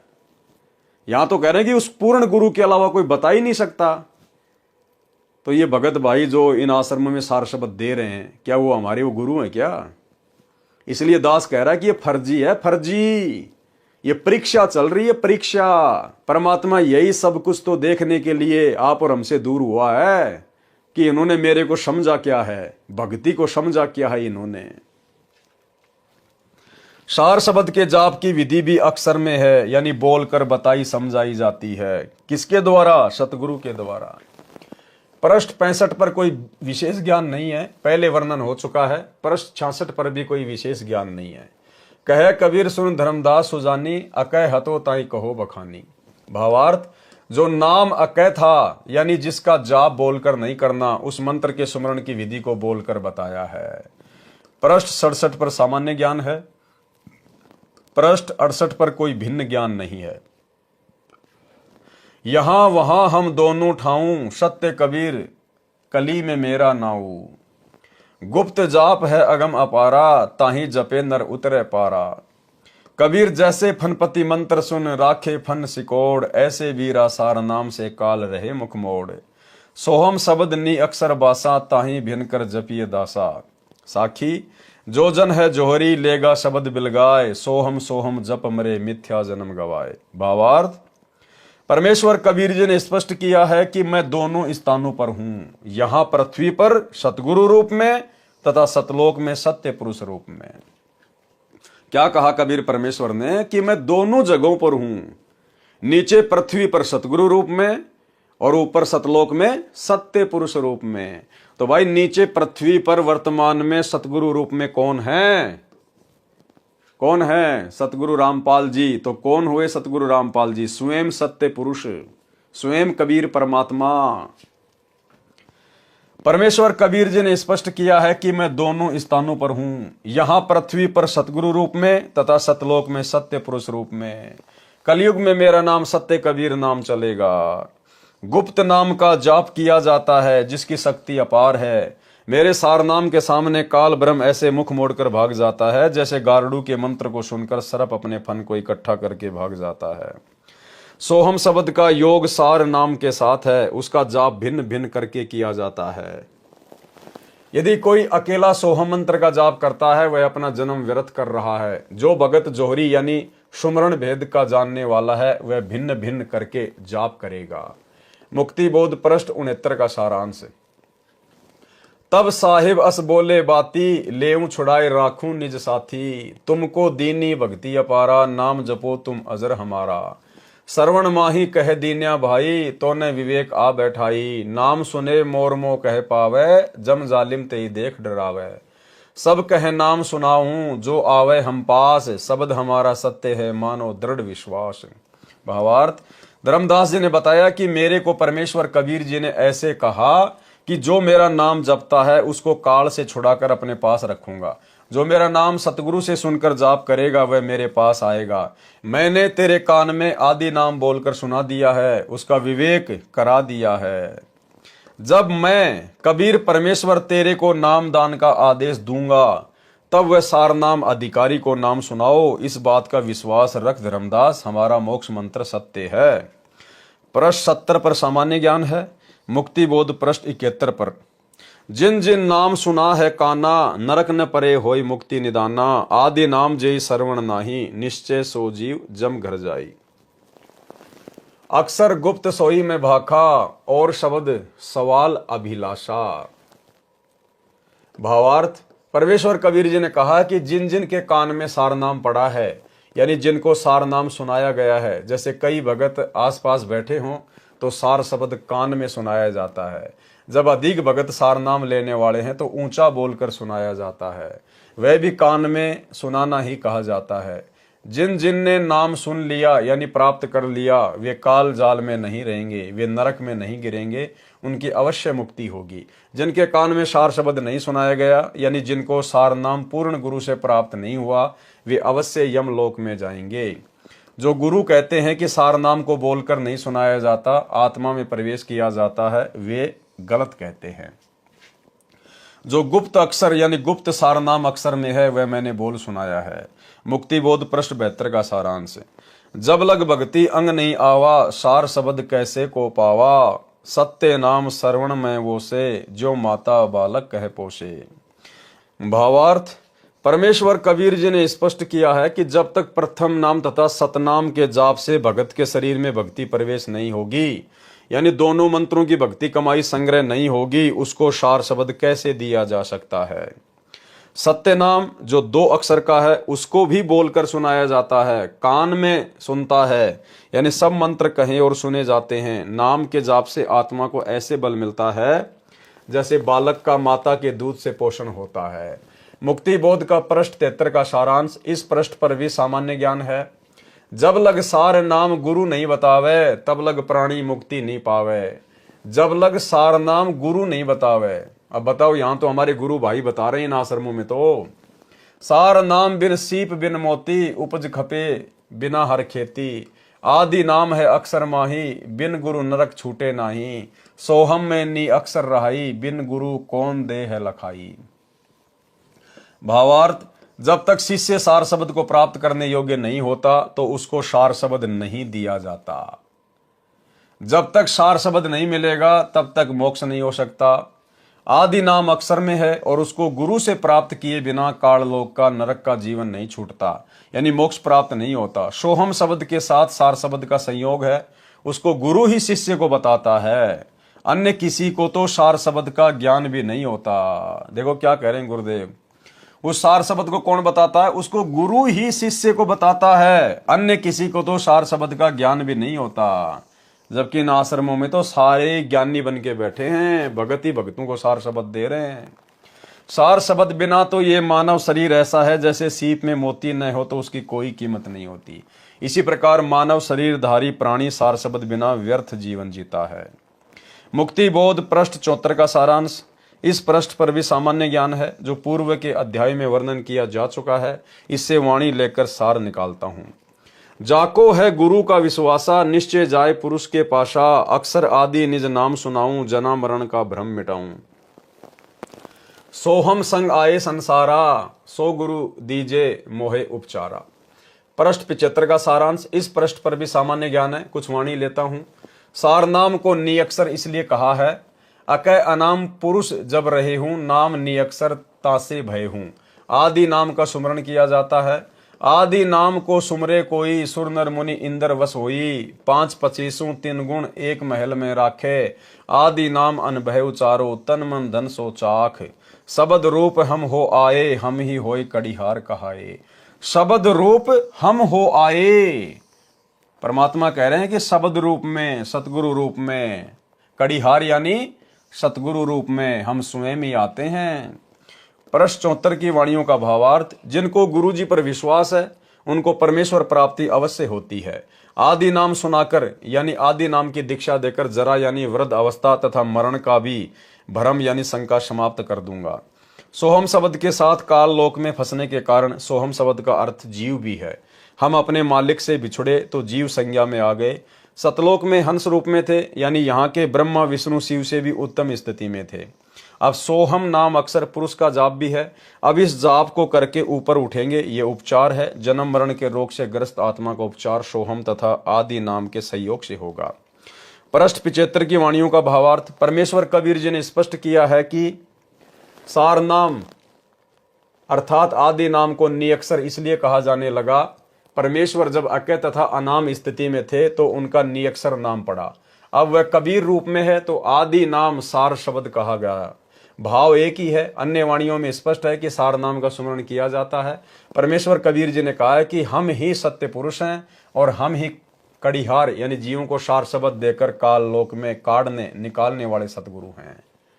सत्य पुरुष खुद ही सतगुरु की भूमिका करते हैं, कड़िहार की भूमिका करते हैं। कड़िहार कौन होता है? जीव आत्माओं को यहां से काढ़ने वाला। काढ़ना राजस्थान और हरियाणा में कहते हैं निकालना। काढ़ लोक से आत्माओं को काढ़ना, निकालना। तो सतगुरु स्वयं ही सत्य पुरुष होता है। परमेश्वर कबीर जी ने कहा है कि हम ही सतगुरु हैं और हम ही कड़ीहार यानी जीवों को सार शब्द देकर काललोक से काढ़ने यानी निकालने वाले सतगुरु है। मुक्ति बोध अध्याय के पृष्ठ 76 से 80 तक सामान्य ज्ञान है तथा पहले के अध्याय में वर्णन हो चुका है। कबीर सागर के अध्याय मुक्ति बोध का सारांश संपूर्ण हुआ। सत्य साहेब। तो भाई और बहनों, आज की वीडियो में हम केवल इतना ही लेंगे। परमेश्वर की रजा से, उनकी दया से धीरे धीरे हम लोग आगे बढ़ेंगे और कहीं कहीं परमात्मा आप और हम सत्सेवक भाई बहनों के विश्वास के लिए बहुत ही गहरी और गूढ़ बातें लिख देते हैं और बाकी जो हमारे जगत वाले भाई बहन हैं, परमेश्वर उनके मतलब की भी बीच बीच में सारी बातें लिख रहे हैं। तो हम भाई बहन यदि गुरुदेव भगवान के कर कमल से लिखित इन पुस्तकों को पढ़ेंगे, सुनेंगे, तो भी हम ढेर सारे पुण्य के भागी बनते हैं, क्योंकि गुरुदेव भगवान ने जो लिखा हुआ है हमने उसको छोड़ना नहीं है, हमने कंप्लीट इसको पढ़ना है, इसको हमने कंप्लीट ही लेकर चलना है।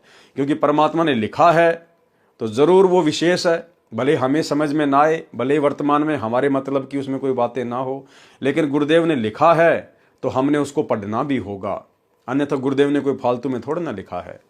तो भाई और बहनों, आज के वीडियो में केवल इतना ही। कल रात्रि 8 बजे सभी भाई बहन फिर से लाइव जुड़िए। तब तक गुरुदेव भगवान हम सबको आज्ञा दें, इजाजत दें, आशीर्वाद दें। बंदी छोड़ सतगुरु रामपाल जी भगवान की जय हो।